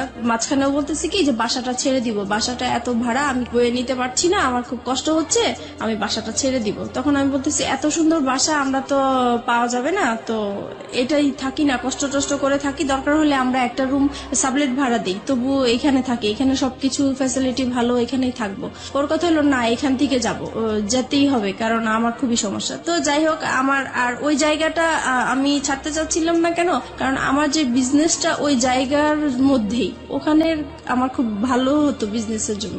এখন ও চলে যাবে হচ্ছে অন্য জায়গায় চলে যেতে চাচ্ছে, ওই জায়গাটা আমার পছন্দ না, তাই আমি যাব না। এগুলো নিয়ে আবার সেই ঝগড়াঝাটি হয়। পরে এক সময় আমি তাকে খুব মানে কড়া করে বলি যে যদি তুমি এই বাসা ছাড়ো তাহলে আমাকে ছাড়তে হবে, আর যদি আমাকে না ছাড়ো তাহলে বাসা এটা ছাড়া যাবে না। তো এখন ও কি করবে বুঝতেছে না। এখন ও ওর কথাই রাখলো যে না, বাসা ছেড়েই দিব। পরে যাই হোক, বাসা ছেড়ে দিছে। বাসা ছেড়ে দেওয়ার পরে দেখি যে লোকজন আসতেছে বাসা নেওয়ার জন্য, দেখার জন্য। তখন আমার খুব খারাপ লাগলো যে আমি বললাম কথাটা, আমার কথাটা সে রাখলো না। আমি তো তার কাছ থেকে এমন কিছু আশা করি নাই, বাসাটা বলছি। তখন সে বাসাটা ছেড়ে দিছে। পরে আমি তাকে বললাম, দেখো বাসা এখনো সময় আছে, তুমি বাসাটা আবার বাড়িওয়ালার কাছ থেকে সময় নিয়ে নাও, নাহলে কিন্তু আমি সত্যি সত্যি এবার চলে যাবো। সে বলতেছে তুমি চলে গেলে চলে যাও, আমার কোনো সমস্যা নেই, তোমার মতো মেয়ে আমার দরকার নেই। তখন আমি আর কি মানে ডিসাইড করলাম যে না, আমি আসলেই চলে যাবো, এখান থেকে থাকবো না। যেহেতু এখানে আমার একটা বিজনেসের একটা রাস্তা হয়েছে, সেটাই যদি বন্ধ হয়ে যায় তাহলে আমার ওর সাথে থাকার কি দরকার। আমি তো এই বিজনেসটা নিয়েই আসি, কারণ আমার সংসারে অশান্তি। আমি বিজনেসটা, আমি কাজে ব্যস্ত থাকি, আমার যাও একটু ভালো লাগে, আর তার সাথে ফোনে কথা বলি, দেখা করি, এই আমার ভালো লাগা নতুন সৃষ্টি হয়েছে, এটা কেন নষ্ট হবে। তো এই কারণে আমি পরে ওই বাসাটা আমাদের জানুয়ারি মাসে ছেড়ে দেয়। তারপরে আমি চলে যাব বলে আমার জিনিসপত্র গুছাতে থাকি। তো সেও আমার জিনিসগুলো গুছানোর জন্য হেল্প করে। সে এমনকি আমার জিনিসগুলো মানে একটা ভ্যানে উঠিয়ে আমার বাবা বাড়ির দিকে পৌঁছিয়ে দিচ্ছে। তো আমার কথা হলো, সে যদি আমাকে আটকাই রাখতে চায় তাহলে কেন আমার জিনিসগুলো আলাদা করে দিবে, কেন আমাকে যাওয়ার জন্য সাহায্য করছে। নিশ্চয়ই সেও চায় আমি চলে যাই, সে আমাকে কোনো বাধা দেয় নাই। আমি এইভাবে বাবার বাড়ি চলে আসছি। এখন বাবার বাড়ি মানে মার বাসায় চলে আসছি। এবং মার বাসায় আসাতে এখন সে পরে আমার মার কাছে এসে বলতেছে যে আপনার মেয়েকে আপনি জায়গা দিচ্ছেন, আপনার মেয়ে কিন্তু আমাকে ছেড়ে চলে আসছে, এখন আমি আপনাদের নামে কেস করব, আপনার মেয়ে আমার যত টাকা পয়সা গয়নাগাটি সবকিছু নিয়ে চলে আসছে, আমি আপনাকেও জড়াই দিব আপনি যদি আপনার মেয়েকে জায়গা দেন। এখন মা তো মানে প্রচুর রাগারাগি করতেছে আমার উপরে যে তোমরা নিজেরা কাজ করে এখন আমার উপরে বিপদ ফেলতেছো, এখন এই লোক তো ভালো না, সে যেটা বলে সেটাই করবে, এখন আমি কি করব, আমার তোমার বাবা নাই, তোমার একটা বড় ভাই নাই, আমাদের কোনো গার্ডিয়ান নাই, তাহলে এখন কে দেখবে আমাকে, এখন তুমি আমার বাসায় থাকতে পারবে না। তো এখন থাকতে পারবে না, এখন আমি কোথায় যাব, ওকে ছেড়ে আসছি, এখন আমার যাওয়ার জায়গা নাই, যেহেতু আমাদের কোনো রিলেটিভও নাই। তো কি করব আমি, পরে আমি ওকে ফোন দিলাম, আমি যার সাথে ভালোবাসার সম্পর্ক হয়েছে আমি তাকে ফোন দিয়েছি। ফোন দেওয়ার পরে ওকে বললাম যে দেখো আমার এখন কি করা উচিত, আমি তো বুঝতেছি না, এখন মার বাসায় চলে আসছি, এখন মাও আমাকে রাখতে চাচ্ছে না। তো বলতেছে যে তাহলে তুমি এক কাজ করো, তুমি একটা বাসা নাও। পরে আমি বলতেছি বাসা নিব, তো আমি টাকা কোথায় পাবো, আমি ভাড়া কোত্থেকে দিবে, এই মুহূর্তে তো আমার হাতে কোনো টাকা পয়সাই নেই। পরে বলতেছে ঠিক আছে, সেটা আমি দেখবো, তুমি আগে খোঁজো বাসা। তারপরে আমি হচ্ছে সাবলেটের মধ্যে বাসা খুঁজতে গেলাম ওখানে। তো ওখানে গিয়েছি, সবাই জিজ্ঞেস করে আপনি কি করেন, তো আমি বলেছি যে পড়াশোনা করি, কারণ বিয়ে হয়েছে এগুলো আমি বলি নাই, সবকিছুই লুকিয়ে গিয়েছি। তো বলতেছে যে একা একটা মেয়েকে তো আমরা বাসা ভাড়া দিতে পারি না, হয় হাজবেন্ড। একা কেন নেবেন? কারণ আপনার সঙ্গে তো আপনার সন্তান আছে। সন্তান আপনার হাজবেন্ডের কাছে, সন্তানদেরকে রেখে চলে আসছে আপনার হাজবেন্ডের কাছে আপনার সন্তান। ওকে ফাইন, হ্যাঁ তারপর বলেন। তারপরে যেটা হচ্ছে যে এখন কেউ আমাকে একা বাসা ভাড়া দিতে চাচ্ছে না। তারপরে আমি আবার তাকে ফোন দিই, রাসেলকে ফোন দিচ্ছি যে দেখো আমাকে তো কেউ একা বাসা ভাড়া দিতে চাচ্ছে না। তখন সে বলল যে ঠিক আছে, তাহলে তুমি বলো যে তোমার বিয়ে হয়েছে কিন্তু তোমার হাজবেন্ডের বাড়ি এখনো মেনে নিচ্ছে না, তাই হাজবেন্ড মাঝে মাঝে আসবে, তুমি আপাতত একাই থাকবে। পরে এই কথার ভিত্তিতেই আমি আবার গেলাম, তারপরে একটা বাসা পেয়েও গেছি। তারপরে ওখানে উঠলাম, সবকিছু নিয়ে ওখানে উঠলাম, মাকেও বললাম যে আমি এরকম এরকম জায়গায় বাসা নিয়েছি, কিন্তু বাসাটা চিনাইনি, জাস্ট বলেছি যে এখানে বাসা নিয়েছি। তারপরে যাই হোক মার কাছ থেকে চলে আসছি ওখানে। তারপরে মার প্রতি তো একটু রাগ আছেই যে আমাকে জায়গা দিল না। তারপরে এখন যেহেতু রাসেলকে হাজবেন্ড হিসাবে পরিচয় করিয়ে দিয়েছি আমি ওখানে, আর এতদিন আমরা বাইরে বাইরে ঘুরতাম, তো এখন মনে হয়েছে নিজের কাছে যে এখন যেহেতু নিজেদের বাসা হয়েছে, কেউ এখন আসবে না, কেউ জানবে না, আর সবাই জানে হাজবেন্ড, তাহলে বাসায় আসলে সমস্যা কি। তারপরে আমার এই বাসায় আসা শুরু হলো রাসেলের। জি, রাসেলের। প্রিয় শ্রোতা, আমরা এই জায়গাটায় ছোট্ট একটা বিরতি নিচ্ছি। ভুল এবং অপ্রিয় সত্যের একেবারে মাঝ নদী যদি বলি, একটা নদী, সেটার মাঝ নদীতে নৌকা ডুবছে, সেরকম একটা জায়গাতে আমরা রয়েছি এই মুহূর্তে। হাজবেন্ড আছে, সন্তান আছে, নিজের ব্যবসা আছে এবং ফ্যামিলি আছে। সবকিছুর পরেও নিজের মনের ক্ষুধা এবং ভালোবাসার জায়গাটাতে, এবং যে ভালোবাসা এথিক্যাল পয়েন্ট অফ ভিউ থেকে পাপ বা অনৈতিক, সেই রকম একটা জায়গাতে জেনে শুনে বুঝে লম্বা একটা সময় ধরে এরকম একটা ভুল, যা একেবারেই মানা যায় না। কিন্তু কথা হচ্ছে, সে তো ভুল করেছে কিংবা অপরাধ করেছে, সে কারণেই সে কিন্তু যাহা বলিব সত্য বলিবতে এসছে। এরকম ভুল এবং অপরাধের মধ্যে যারা আছেন, তাদের জন্যই কিন্তু আজকের এই মিতা। প্রিয় শ্রোতা, আমরা ছোট্ট একটা বিরতি নিতে চাই, ঠিক 4 মিনিটের বিজ্ঞাপন বিরতি। এরপরে আমরা আবারও ফিরে আসছি যাহা বলিব সত্য বলিবতে। রাসেলের আপনার বাসায় আসা খুব বেশি সহজ হয়ে গেল, এবং রাসেলকে আপনি পরিচয়ও করিয়ে দিলেন যে ইনি হচ্ছে আপনার হাজবেন্ড। তার আগ পর্যন্ত রাসেলকে আপনি কতটুকু চিনতেন অ্যাজ এ হিউম্যান বিং হিসেবে, তার পরিবার সম্পর্কে এবং তার বাসা কোথায়, কি অবস্থা, ডিটেল কিছু জানতেন? তার বাসা কোথায় সেটা জানতাম, কিন্তু ওনার পরিবারের কারোর সাথেই আমার কখনোই কথা হয় নাই, ইভেন দেখাও হয় নাই। উনি যে কারণটা দেখাতো যে তোমার বিয়ে হয়েছে, বাচ্চা হয়েছে, এই মুহূর্তে যদি আমি কারোর সাথে পরিচয় করিয়ে দেই তাহলে আমাদের সম্পর্কটা আর কন্টিনিউ করতে দিবে না, এখানেই স্টপ হয়ে যেতে হবে, তখন তুমিও কষ্ট পাবো, আমিও কষ্ট পাবো, আমরা এইভাবেই লুকিয়ে থাকি, যখন হয়ে যাবে তখন আমরা সবাইকে জানাবো। এবং এগুলো আপনি অন্ধের মতো বিশ্বাস করতেন? জি। তারপরে যেটা হচ্ছে যে এখন সে প্রত্যেক দিন বিকেলবেলায় আমার বাসায় আসে, অফিস শেষ করে বাসায় আসে, 8টার দিকে চলে যায়, এভাবেই কন্টিনিউ করতে থাকি আমরা। তারপরে এক সময় সে বলতেছে, আচ্ছা তুমি তো তোমার হাজবেন্ডকে ডিভোর্স দাও নাই, তাহলে এখন যদি এই বিষয়টা কারোর সামনে আমাদের প্রকাশ হয়ে যায় তাহলে তো তুমিও এখানে বিপদে পড়বে, আমিও বিপদে পড়বো, তোমার তো ডিভোর্স দেওয়া উচিত। তখন আমি হচ্ছে ডিভোর্স দিতে তো টাকা লাগে, এখন আমার কাছে টাকা নাই, তো বলতেছে তুমি কারো কাছ থেকে এখন টাকা পয়সা আনো, আমি দিয়ে দিব। তো আমি আমার বোনের কাছে গেলাম, তো ওকে বললাম যে আমাকে কিছু টাকা পয়সা লোন দে, আমি ডিভোর্স দিয়ে তারপরে পরে আমি তোকে দিয়ে দিব। তো ও আমাকে টাকাটা দিল, দেওয়ার পরে আমি ডিভোর্স দিতে যাব, একটা অ্যাডভোকেটের সাথে কথা হয়েছে আমার। তো সেই মুহূর্তে আমার হাজবেন্ড আমাকে ফোন দিয়েছে, ফোন দিয়ে বলতেছে তুমি তো চলে গেছো বাচ্চাদেরকে রেখে, এখন ওদেরকে তো আমি সামলাতে পারছি না, কান্নাকাটি করছে, তুমি আসো। তো আমি বলছি, আসো মানে আমি তো চলেই গেছি একেবারে, আসবো আবার কোত্থেকে, আমি আর আসবো না। আপনার ওই সময় আপনার বাচ্চার কথা মনে পড়তো না? টু বি অনেস্ট, বাচ্চার কথা মনে পড়তো, কষ্ট লাগতো, কিন্তু মনে হতো যে সবসময় যে আমি আগে সেভ হয়ে নেই, তারপরে আমি একটা সময় আমার বেবিদেরকে আমি আমার কাছে নিয়ে আসবো। তারপরে হচ্ছে পরে আমি বলতেছি, ওকে বলছি যে আমি তো তোমাকে ডিভোর্স দিব, আমি আর আসবো না তোমার কাছে। তখন সে আমাকে বলতেছে, দেখো তুমি এতদিন যেহেতু কষ্ট করেছো, আর কটা দিন কষ্ট করো, আমার মেয়েটার তো ফাইনাল এক্সাম, এই এক্সামটা শেষ হোক, তারপরে তুমি আমাকে ডিভোর্স দাও। তো আমি রাজি হয়ে গেছি। রাসেল তারপরে এটা এগ্রি করে নিচ্ছে তার জায়গা থেকে। জি। ইজ ইট প্লেটোনিক লাভ? প্রথম কথা হচ্ছে, লাভ তো ব্লাইন্ড। আপনারা যখন কমিটমেন্টের জায়গাটায় চলে গেছেন যে আপনারা বিয়ে করবেন বা অমুক জায়গায় করবেন, তখন কোনোভাবেই রাসেলের জায়গাটা থেকে এটা আসা কোনোভাবেই সম্ভব ছিল না। রাসেল যেটা পারমিশন দিচ্ছে সেটা হচ্ছে আপনার সাথে আপনার হাজবেন্ডের কিছুটা সময় স্পেন্ড করা। আলটিমেটলি তো এটাই। এটা যদি আপনাকে লাভ করে থাকে সেটা কিভাবে সম্ভব? ওকে ফাইন, আমি জানি না, বাট আমার কাছ থেকে যেটা মনে হয় ব্যক্তিগত জায়গা থেকে, if it is really love then এটা সম্ভব ছিল। যাই হোক, কি হয়েছে না হয়েছে আমরা সামনের দিকে একটু যাই, কিন্তু খুব কনফিউজ হয়ে যাচ্ছি। তারপরে যেটা হয় হচ্ছে আমি আসা যাওয়া করতে থাকি আমার হাজবেন্ডের বাসায়। তারপরে এক সময় সে আসলে এটা একটা চালাকি করে আমার সাথে এই কাজটা করেছে। আমার মেয়ের এক্সামের যেই বিষয়টা, আসলে এটা পুরোপুরি তার একটা চালাকি। ওই আমি যেই টাইমটা তার বাসায় আসা যাওয়া করতাম, সে আমাকে ফলো করতো যে আমি আসলে কোত্থেকে আসি, কোথায় যাই। ওকে, এইটা ধরার জন্যই সে এই ইয়েটা করেছে। তো যাই হোক, এক সময় আমি যখন ওই বাসা থেকে চলে যেতাম, তখন সে পিছে পিছে আমার যে এইভাবে সে আসলে জানতে পারে যে শেষ পর্যন্ত আমি কোথায় আছি। তারপরে আরেকদিন ফোন দেয় যে বলতেছে, ওরা তো অনেকদিন ধরে না খেয়ে আছে, আমি তো রান্না বান্না করতে পারছি না, তুমি আজকে এসে একটু রান্না করো, আমাকে এই বলে নিয়ে আসলো। যাই হোক, আমি বাসায় আসলাম, রান্না বান্না করলাম। এখন বলতেছে, আমি তো খুব অসুস্থ, তুমি এক কাজ করো, ওদের এখানে থাকো, আমি ডাক্তার দেখিয়ে তারপরে তুমি আজকে থেকে যাও, কালকে যেও। পরে আমি তো থাকবো না, কোনো মতেই থাকবো না। পরে বলতেছে, না তোমাকে আজকে থাকতেই হবে। তো যাই হোক, আমি সেদিন রাতে ছিলাম। পরে এখানে কি হয়েছে, আমার ফোন থেকে আমার হাজবেন্ডের ফোনে ডাইভার্ট করা হয়, যেটা মানে আমার ফোনে যে কলগুলো আসবে সেটা ও টের পাবে, SMS যেটা আসে সেটা টের পাবে, ও এরকম একটা মানে কাজ করেছে। তো আমার ফোনে কখন ফোন আসে কখন কি হয় সেটা ও টের পায়, কিন্তু আমি এটা বুঝতে পারিনি এই বিষয়টা।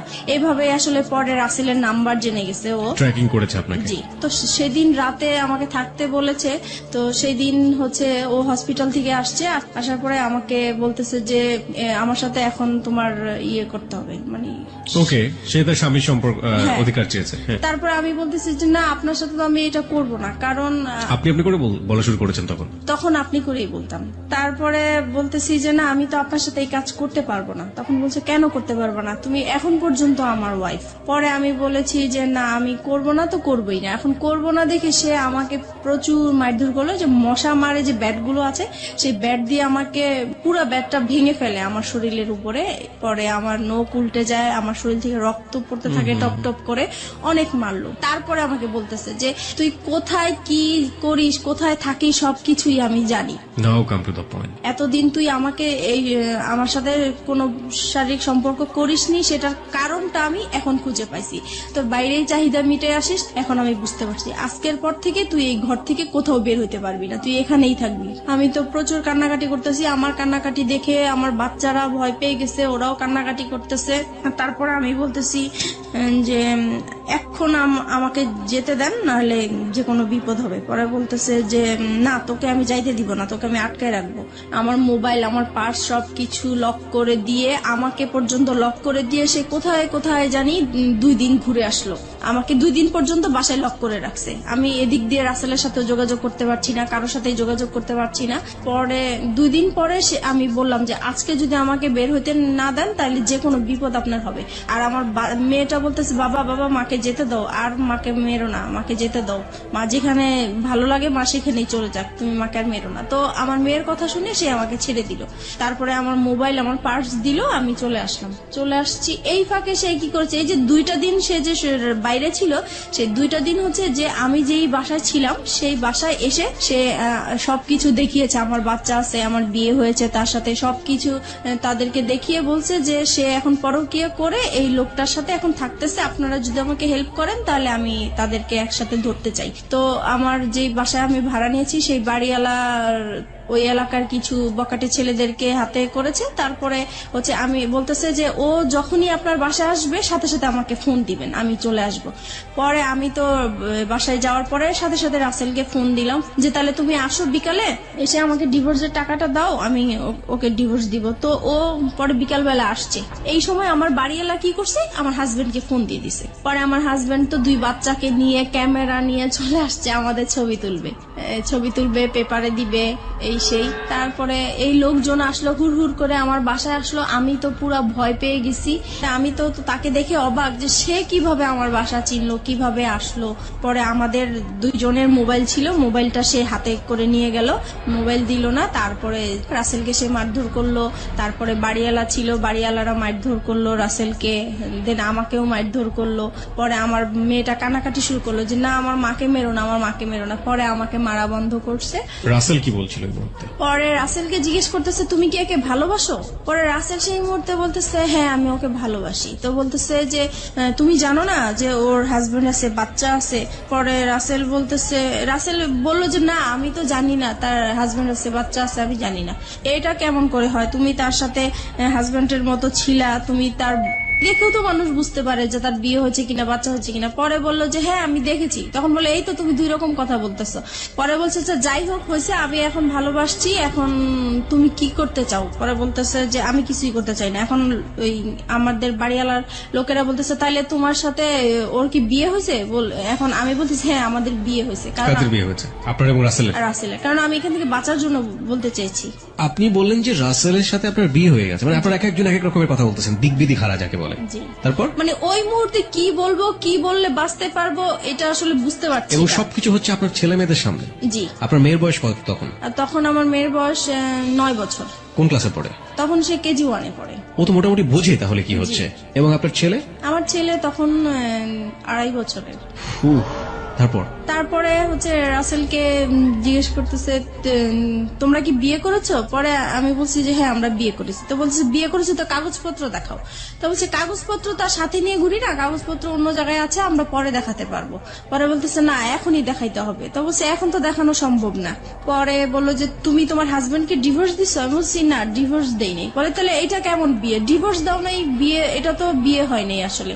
পরে যাই হোক এইভাবে মানে তর্ক বিতর্ক হতেই থাকে। পরে আমার হাজবেন্ড আবার এই দিক দিয়ে কি করেছে, আমার বোন আমার মাকে ফোন দিয়ে জানিয়েছে যে আপনার মেয়ে অ্যাক্সিডেন্ট করেছে, সে মারাই গেছে, এই কথা বলেছে। না তো আমার মা বোন তো আসবে না, এরকম ঝামেলার মধ্যে কখনোই আসবে না। তো এটা তো মারা গেছে শুনে মানে তারাও খুব অস্থির হয়েছিল। তারপরে তারা আসছে, এসে দেখে তো এই কাহিনী। পরে তো আমার বোন ওখানে সবার সামনে বোনের জামাই অপমান করলো যে তুমি এই টাইপের হতে পারবা, আমার বড় বোন হয়ে এরকম একটা কাজ করলা, কখনোই ভাবতে পারি নাই। তারপরে আমার বোনের জামাই যেটা মানে বুদ্ধি করলো যে এখন এখান থেকে বাঁচাতে হবে, এখন কিভাবে বাঁচানো যায়। তো বলছে যে এখন আমরা বিচার করব, হয় দুইজনকে পুলিশে দিব আর নয়তো বিয়ে দিয়ে দিব। এখন রাসেল বলতেছে না আমি ওকে বিয়ে করব না। পরে বলতেছে কেন বিয়ে করবেন না? আপনার ভালোবাসছেন, এতদিন ছিলেন, কেন বিয়ে করবেন না? পরে আমি ওকে বললাম যে কি ব্যাপার তুমি এইগুলো বলছো কেন? পরে ও আমাকে একপাশে আড়ালে ডেকে বলতেছে দেখো আমার এখান থেকে বাঁচতে হবে, এখান থেকে আমি যদি বাঁচতে পারি তুমিও বাঁচবা, এখানে আমাকে তুমি হেল্প করো, আমাকে যাওয়ার জন্য তুমি হেল্প করো। তারপরে আমি ওর কথা আবারও বিশ্বাস করলাম। তারপরে আমি পরে বলতেছি না আমরা বিয়ে করব না।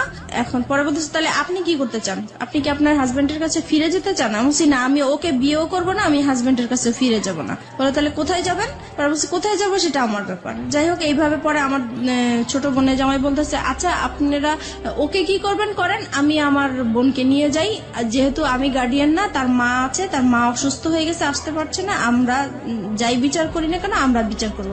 এইভাবে পরে রাসেলকে নাকি ওরা আড়াল করে, রাসেলকে আবার একটা রুমে ওরা লক করে রাখছে। তারপর কিছুক্ষণ পরে রাসেলকে বলতেছে তোমার অ্যাড্রেস লিখো, তোমার ফোন নাম্বার লিখো, তোমার মা বাবাকে ডাক দাও, তারা আসুক, তারপরে তারা ছুটায় নিয়ে যাক। এখন রাসেলকে অ্যাড্রেস লিখতে বলছে, রাসেল অ্যাড্রেস লিখছে। তো এখন ওরা আবার চালাকি করে বলতেছে কি যে অ্যাড্রেস একবার লিখছে ওকে আরেকবার লিখতে দেন, মানে পরের বারও কি ঠিক লিখে কিনা বা ভুল লিখে কিনা এটার জন্য পরের বারও দেখে যে একই রকম অ্যাড্রেস লিখছে। যাই হোক তারপরে রাসেলকে একটা রুমে লক করে রাখছে। ওই আমাদের বাড়িওয়ালাটা কি করছে, ওই রুমটাতে যে রাসেলের সাথে কি যেন ফিস করে কথা বলার পরে রাসেলকে ছেড়ে দিল। পরে মানে বাড়িওয়ালাটা এসে বলতেছে যে না আসলে ছেলের কোনো দোষ নাই, ছেলে খুব ভালোই ছিল, ছেলেকে ছেড়ে দেন। পরে রাসেলকে ছেড়ে দিল। ছেড়ে দেওয়ার পরে আস্তে আস্তে পরে বাড়িওয়ালা আমার মাথায় আবার হাত টাত বুলিয়ে বলতেছে যাও মা তুমি চলে যাও, এইভাবে তুমি বাচ্চাদেরকে ছেড়ে আসছো, তোমার লাইফ তো চলেই গেছে, এখন বাচ্চাদের জীবন, বাচ্চাদের দিকে তাকিয়ে হলেও তুমি এরকম স্বামীর সংসার করতেই হবে তোমার। পরে যাই হোক আমার বোনের জামাই আমাকে নিয়ে আসলো, বাচ্চা দুইটা ওর বাবার সাথে চলে গেল আর রাসেল তো আগেই বের হয়ে গেল।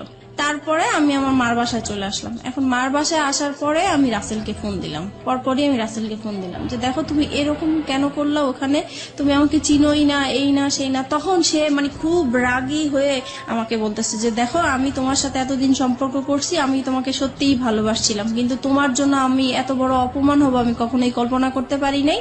আজ পর্যন্ত আমার মা আমাকে তুই করেও বলে নাই, মারবে তো দূরের কথা, আর সেইখানে আমি তোমার জন্য রাস্তার মানুষের কাছে মার খেয়েছি, বকা খেয়েছি। আমি আর তোমার সাথে কোনো রকমই সম্পর্ক করব না, তুমি তোমার মতো চলো, আমি আমার মতো চলি। তো আমি বলছি দেখো এখন তোমার জন্য আমি রাস্তায় বের হয়েছি, আজকে আমার ঘর ছাড়লাম, সন্তান ছাড়লাম, তাহলে এখন আমি কোথায় যাব? বলতেছি তুমি কোথায় যাবা, কি করবে, একান্তই তোমার ব্যাপার, আমি আর তোমার সাথে নাই। আপনি এগেইন এই সেন্টেন্সটা রিপিট করেন, আপনি কি বললেন? তোমার জন্য? বলতেছি তোমার জন্য আমি ঘর ছাড়লাম, সংসার ছাড়লাম, সন্তানদেরকে ছেড়ে তোমার আশায় আমি রাস্তায় বের হলাম, এখন তুমি বলতেছো যে তুমি আমাকে চিনো না, আমার দায়িত্ব নিবা না, তাহলে আমি এখন কোথায় যাব?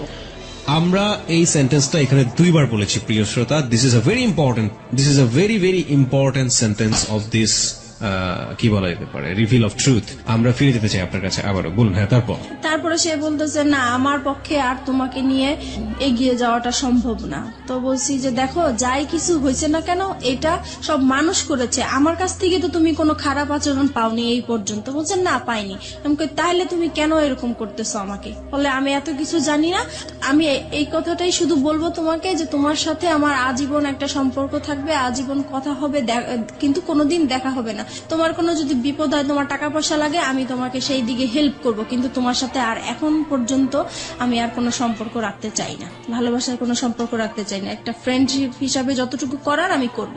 তারপরে যাই হোক, সে ফোনটা রেখে দিল, আমি আর তাকে ফোন টোন দেই নাই। আমার মন খুব খারাপ। এইদিকে মা আমাকে প্রচুর গালাগালি করতেছে, আমার ছোট বোন আমাকে গালাগালি করতেছে, আমার খুবই খারাপ লাগতেছে। শুধু মনে হচ্ছে যে আমার এখন মরে যাওয়াই উচিত, এছাড়া আর কিছু করা উচিত না। কিন্তু কি আর করবো বুঝতেছি না। একদিন পরে আমি তাকে আবার ফোন দেই, রাসেলকে ফোন দেই, খুব কান্নাকাটি করে আমি তাকে বলতেছি, দেখো যেভাবেই হোক তুমি আমাকে ভুল বুঝো না, তুমি এখন আমি কি করবো, আমি তোমাকে ছাড়া বাঁচবো না, তোমাকে এত ভালোবেসে ফেলছি, আমি তোমাকে ভুলতেও পারছি না, ভোলা সম্ভব না, আমি এখন কি করব, তুমি একটা উপায় আমাকে দাও, তুমি যেভাবেই হোক তুমি একটা কিছু করো। আর বলতেছে না, আমি আর কোনো মতেই তোমার সাথে সম্পর্ক কন্টিনিউ করতে চাই না। অনেক বুঝিয়েছি, সে কোনোভাবেই কিছু করবে না। যাই হোক, আমি পরে কি করব, বাসায় এইভাবে আসি।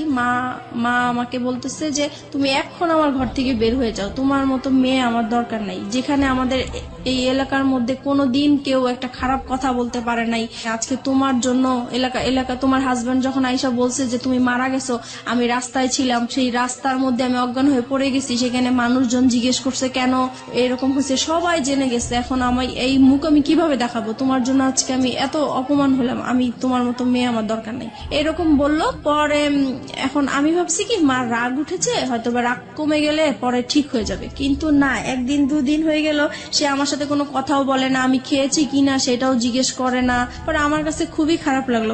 পরের দিন সকালবেলা সে কি করলো, আমার যত জিনিসপত্র আছে সবই সে ঘর থেকে বের করে দিল। এখন আমাকেও বলতেছে যে এখন বের হয়ে যাওয়ার জন্য। পরে শেষ মুহূর্তে আমি আবার রাসেলকে ফোন দিলাম যে দেখো, আমি তো মার বাসায় আশ্রয় নিলাম, এখন মাও আমাকে বের করে দিচ্ছে, এখন আমি কি করবো? বলে তুমি কি করবে এটা তোমার ব্যাপার, তুমি আজকের পর থেকে আমাকে আর ফোন দিবা না।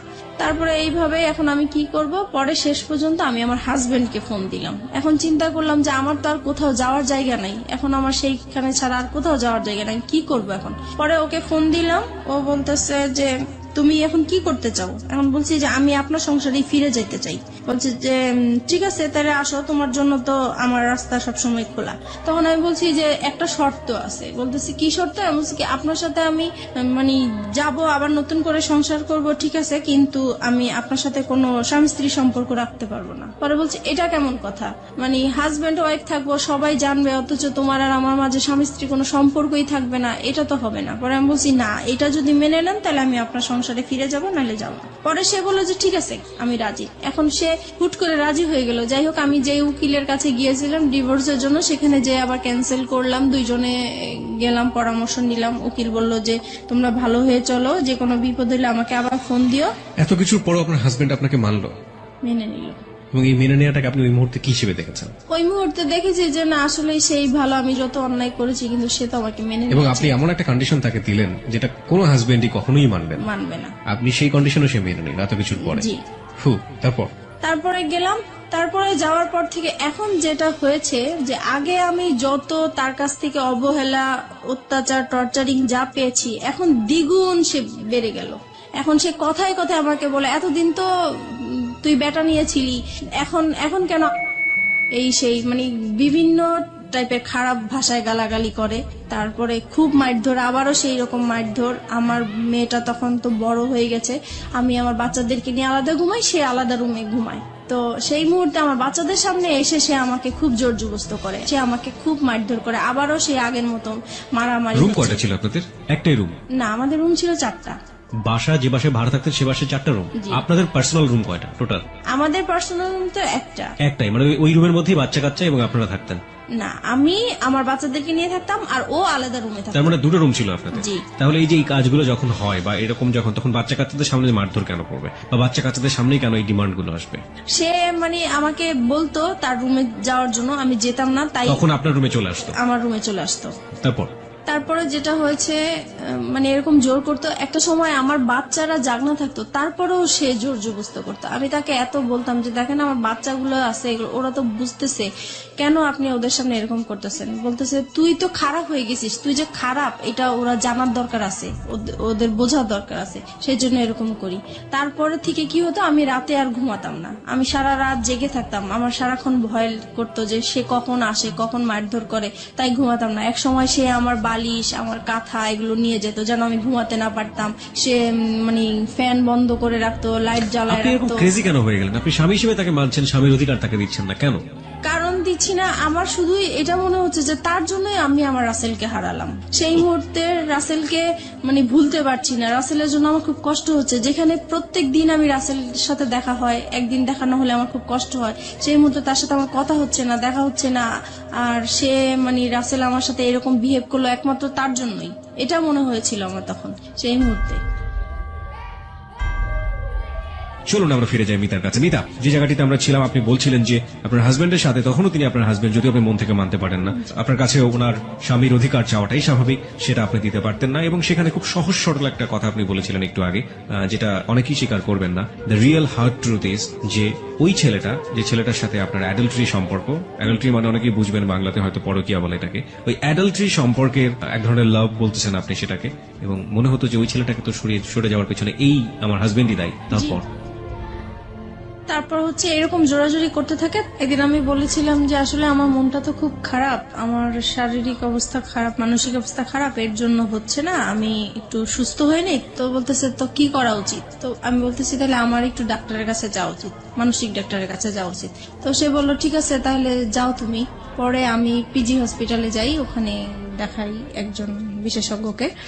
তারপরে সব কথাই উনাকে বললাম, উনি আমাকে প্রেসক্রিপশন করে দিল, আমাকে নিতে বললো। আমি ওই হসপিটালে গিয়েছিলাম, তো ওখানে জ্যামের জন্য আমি কিছু সময় আর কি ব্যয় হয়েছে আমার, তো আসতে দেরি হচ্ছিল। আমাকে ফোনের উপরে ফোন করে যাচ্ছে, ফোনের উপর ফোন করে যাচ্ছে। তো আমি বলতেছি আমি তো জ্যামে পড়ে আছি, এজন্য আসতে দেরি হয়েছে। পরে যাই হোক বাসায় আসলাম, আসার পরে সে কি করলো, আমাকে টেনে নিয়ে অন্য একটা তার রুমে নিয়ে গেল, নিয়ে যে আমার মানে কাপড় চোপড় যা আছে সব খুলে আমাকে চেক করতে লাগলো। তো আমি বললাম কি ব্যাপার, আপনি এরকম করছেন কেন? বলতেছে তুই এত দেরি করলি কেন, নিশ্চয়ই তুই কারোর সাথে কিছু করে আসছিস, সেটাই আমি চেক করছি। তখন এইভাবে আর কি পরে আরো অশান্তি, সেই দিন আমাকে খুব মারধর করলো। পরে আমি চিন্তা করলাম যে না আমি আর থাকবো না, কিন্তু থাকবো না তো কোথায় যাব বুঝতেছি না। পরে সেদিন রাতে আবার সে কোথায় জানি ছিল, বাসায় আসা নেই। পরে সেদিন রাতে আমি আবার মনে হলো যে আমি একটু রাসেলকে ফোন দিই, একটু ট্রাই করে দেখি। পরে আমার কাছে একটা ফোন ছিল, আমি লুকিয়ে রাখছিলাম ওইটা। আমার তো এমনিতে ফোন টোন সব নিয়ে গেছে, তারপরে যেটা ছিল সেটা আমি লুকিয়ে রাখছি। ওইটা বের করে আমার আলাদা একটা সিম ছিল, ওইটা দিয়ে আমি রাসেলকে ফোন দিয়েছি। পরে ফোন দেওয়ার পরে রাসেল কি করলো, মানে খুব কান্নাকাটি, মানে কান্না কণ্ঠে সে আমার সাথে কথা বললো, আর আমি তো কান্না করতেছি। পরে আমি বলতেছি যে কি ব্যাপার, কেমন আছো? তো সে বলতেছে যে আমি তো ভালো নাই, তোমাকে ছাড়া আমি কিভাবে ভালো থাকবো? তো এটা শুনে আমার আরো বেশি কান্না বলে, কারণ তার প্রতি এখনো আমার ভালোবাসা আছে। তো আমি বলছি কি ব্যাপার, তুমি এরকম কথা বলছো কেন? তোমার জন্যই তো আজকে আমি এখানে চলে আসছি, তুমি কেন এই ধরনের কথা বলতেছে? বলে যে আমি তো তখন বুঝতে পারি নাই তুমি চলে গেলে আমার এতটা কষ্ট হবে, আমি আসলেই খুব কষ্টে আছি। তো বলছি দেখো আমিও তো কষ্টে আছি, আগে যেরকম যন্ত্রণা করতো তার চাইতে এখন আরো বেশি বেড়ে গেছে, তাই আমি থাকতে পারছি না। পরে বলতেছে তাহলে তুমি এক কাজ করো, তুমি আর একটা মাস থাকো, একটা মাস পরে আমি তোমাকে যে কোনো একটা কিছু করব। তো আমি বলছি দেখো আমার কাছে আমি যদি একটা মাস থাকি তাহলে আমার এখানে লাশ বের হবে, আমি আর থাকবো না, ও যেভাবে আমাকে টর্চার করতেছে। পরে বলতেছে তাহলে তুমি কি করতে চাও? এখন আমি বলছি কি দেখো আমি ওকে আজকেই বের হয়ে যেতে চাই, বের হয়ে ওকে আমি একটা ডিভোর্স দিয়ে দিব সাথে সাথেই। তারপরে আমি কারো কাছে ধরো এক মাস, তুমি যেহেতু সময় নিতে চাচ্ছ, এক মাস আমি কোথাও আশ্রয় নিব, তারপরে তুমি যেটা করবে আমি সেটাই প্রস্তুত থাকবো। পরে বলতেছে যে ঠিক আছে তাহলে তুমি যেটাই করো ভেবে চিন্তে করো। পরে আমি কি করলাম, পরে আমি এখন বের হয়ে যাব। পরের দিন চিন্তা করছি, কাপড় চোপড় নিয়েছি, মানে পরেছি। এখন সে আমার পার্টস আর মোবাইল তো আটকে রাখছে, আমি তো নাম্বার কারোর সাথে যোগাযোগ করবো বা কিছু সেই রকম কোনো ব্যবস্থা নাই। পরে আমি বলতেছি আমার পার্টস দেন, আমি একটু বাইরে যাব। সে বলে বাইরে কোথায়? আমি বাইরে আমার একটু কাজ আছে, আমি যাব। সে আমাকে যেতেই দিবে না। পরে এটা নিয়ে অনেক মারধর হইলো। তারপরে বিকাল দিকে বলতেছে কি যে আচ্ছা ঠিক আছে আপনার পার্টস আপনার মোবাইল আমি সবই দিব, কিন্তু এখানে হচ্ছে আমার কথা শুনতে হবে। আমি কি যে কালকে আমরা আমার মেয়েটা যখন বাইরে যেতে চাচ্ছে তাহলে কালকে আমরা ঘুরতে যাই, তারপরে আপনি যা বলবেন তাই আমি শুনবো। তা বলছে ঠিক আছে তাহলে আমার মোবাইল আমার পার্টস আমার কাছে দিয়ে দিতে হবে। বলছে ঠিক আছে দিয়ে দিব। পরে আমি এই সেদিন শুক্রবার ছিল, স্কুল বন্ধ ছিল, তো সেই ফাঁকে আমরা ঘুরতে বের হইছি। আর আমার উদ্দেশ্য ছিল যে আমি কোন রকম ঘর থেকে বের হতে পারলেই হয়েছে, এই পরে আমি ওদের সাথে এর জন্য রাজি হয়েছি যাওয়ার জন্য। পরে আমি যখন বাইরে বের হলাম, বের হওয়ার পরে কিছু দূর আসার পরে আমি বলতেছি আপনারা আপনাদের মতো যান, আমি আমার মতো যাই। সে তো এই খেপে গেছে, কি ব্যাপার, মানে কি বলতে চাচ্ছ? আমি বলছি, আমি আর আপনাদের সাথে যাব না। কোথায় যাবো? আমি আমার মতো যাব। কোথায় যাব? আমি যেখানেই যাই, আমি আপনার সাথে আর যাবো না, আপনার সাথে থাকবো না। এই বলার পরে সে রাস্তা, তখন জুমাবার ছিল, শুক্রবার, সবাই নামাজ পড়ে আসতেছে। এই সময় আমাকে রাস্তার মধ্যে অনেক মারধর করলো। আর রাস্তার মানুষ নামাজ পড়তেছে, পড়ে যাচ্ছে, সবাইকে আমি মানে এত কান্নাকাটি করে বললাম যে আমাকে একটু হেল্প করেন, কেউ আমার দিকে মানে সাহায্যের হাত বাড়িয়ে দিল না। সবাই শুধু বললো যে আপনারা স্বামী স্ত্রী ঝগড়া করছেন, বাসায় যে করেন, এটা বাহিরে নিয়ে আসেন না, মানুষ খারাপ বলছে। কিন্তু আমি যে বাসায় কতটা অত্যাচার হচ্ছি সেটা তো মানুষ বুঝতেছে না। আমি বলার চেষ্টা করতেছি, কেউ আমাকে মানে হেল্প করতে চাচ্ছে না। যাই হোক, তারপরে পরে আমি বললাম যে ঠিক আছে, আমি আসলে যাচ্ছি আমার অ্যাডভোকেটের কাছে, আমাকে যেতে দেন। পরে সে বললো যে ঠিক আছে, আমিও যাবো। আমি তো চলেন যাই। পরে রাজি হলো, পরে রিক্সা নিল, আমরা রিক্সার মধ্যে উঠলাম। পরে রাস্তায় যে সার্জন থাকে, আমি হঠাৎ করে সার্জনকে দেখে রিক্সা থেকে নেমে গেলাম। পরে আমি সার্জনকে বললাম যে আপনি আমাকে একটু হেল্প করতে পারেন? তো বলে কি বিষয়? আমি বলছি আমার হাজবেন্ড ওয়াইফের একটু ঝগড়া চলছে, আমি আসলে ওর সংসার করতে চাচ্ছি না, কিন্তু আমাকে ঘর থেকে বের হতে দিচ্ছে না, আমাকে ডিভোর্সও দিতে দিচ্ছে না। পরে বলছে যে এটা তো আসলে ফ্যামিলি সমস্যা, এটা তো আমরা কিছু করতে পারি না। আমি বলছি না, আমি আসলে ওর সাথে কোনো মতেই যাবো না, আপনি যে কোনো আমাকে একটা হেল্প করেন। পরে ওনারা সেটা হচ্ছে রামপুরা থানার এরিয়াতে, তখন সে থানায় ফোন দিয়েছে। পরে থানা থেকে গাড়ি আসছে, পরে আমাকে নিয়ে গেছে থানায়। পরে থানায় যাওয়ার পরে আমার বাচ্চারাও আমার সাথে ছিল। যখন থানায় গিয়েছি তখন ওই পুলিশরা জিজ্ঞেস করতেছে কি ব্যাপার, আপনার সমস্যা কি? তারপর আমি সবকিছু খুলে বললাম। এখানে একটা জিনিস আমি মিস করে গেছি, যেদিন বৃহস্পতিবার দিন রাতে সে যখন আমার সাথে মানে রাতে এসছিল জন্য, তখন আর কি আমি দেখে সে পরে আমার রুম থেকে চলে গেছে। চলে যাওয়ার কিছুক্ষণ পরে যখন আমি ঘুমায় পড়ছি, তখন সে কি করছে, ওই যে মশলা বাটে পাটা পুতা যেটা বলা হয়, ওইটা নিয়ে আসছে, আমার মাথায় বাড়ি দিয়ে আমাকে মেরে ফেলবে। পুতা দিয়ে মেরে ফেলতে চাইছিল, সেটা আমার মেয়ের জন্য আমি বেঁচে গেছি। তারপরে শুক্রবারে আমি ডিসাইড করলাম যে এখানে আর আমি থাকবো না, যেহেতু আমার জীবনের ঝুঁকি হয়ে যাচ্ছে। তারপর সেই ঘটনাগুলোই আমি থানাতে বললাম। তারপরে উনারা বলল যে আমরা শিওর আপনারা আর 1 মাস 2 মাস পরে আবার মিলে যাবেন। আমি এরকম কেস অনেক দেখেছি, কিন্তু আপনারা উনার নামে মামলা করা বা জিডি করা এটা ঠিক হবে না, আপনারা মিলে যান। ওনারা অনেক বোঝাচ্ছে আমাকে মিলে যাওয়ার জন্য, কিন্তু ওনাদের জায়গা থেকে এটা হ্যাঁ, পারফেক্ট। তারপরে ওনারা জিডি লিখবেও না, বলতেছে না আমরা লিখবো না। পরে যাই হোক অনেক কিছু বললাম আমি, তারপরে লিখলো, জিডিটা লিখলো। লেখার পরে পরে আমাকে বলতেছে যে আপনি এখন কোথায় যাবেন? আমি এখন আমার একটা দুঃসম্পর্কে বোন আছে, ওনার বাড়িতে যাব, ওখান থেকে যেয়ে আমি তাকে ডিভোর্স দিব। বলছে যে ঠিক আছে, আপনি যখন থাকবেন না তাহলে তো আর জোর করার কিছু নেই, আপনি চলে যান। আমি বলছি যে দেখেন, আমি এখন যদি চলে যাই, সে আমার পিছে পিছে যাবে, রাস্তায় একটা সিন ক্রিয়েট করবে, আপনারা আমি যাওয়া পর্যন্ত ওনাকে আটকে রাখেন। তো বলছে ঠিক আছে, আমরা করতেছি। পরে ওকে আটকে রাখছে, আমি চলে আসছি, আমার একটা দুঃসম্পর্কের বোনের বাসায় চলে আসছি। আসার পরে ওদের কাছ থেকে 2-3 দিন মানে শুক্রবার শনিবার হচ্ছে মানে সরকারি অফিস বন্ধ থাকে, আদালত বন্ধ থাকে, তাই আমি ওকে ডিভোর্স দিতে পারি নাই। রবিবারে আমি ওকে ডিভোর্স দিয়ে দিয়েছি। ওকে। তারপর ডিভোর্স দেওয়ার পরে আমি পরে রাসেলকে জানিয়েছি যে দেখো আমি ওকে ডিভোর্স দিয়েছি, আমি চলে আসছি। পরে বলছে ঠিক আছে, তাহলে তুমি এখন কি করতে চাও? তুমি যদি এখন ঢাকায় থাকো তাহলে তো তোমাকে ধরে নিয়ে আবার, আর ডিভোর্সের বিষয়টা আমাকে উকিল বলেছে যে 3 মাসের মধ্যে যদি আপনাদের আবার মিল হয়ে যায় তাহলে এই ডিভোর্সটা ক্যান্সেল হয়ে যাবে, আর 3 মাসের পরে যদি কিছু হয় তাহলে ডিভোর্সটা সম্পূর্ণ হবে। তাই এখন চিন্তা করতেছি যে 3 মাস আমাকে অন্তত ওর কাছ থেকে দূরে থাকতে হবে, কি করা যায় এখন।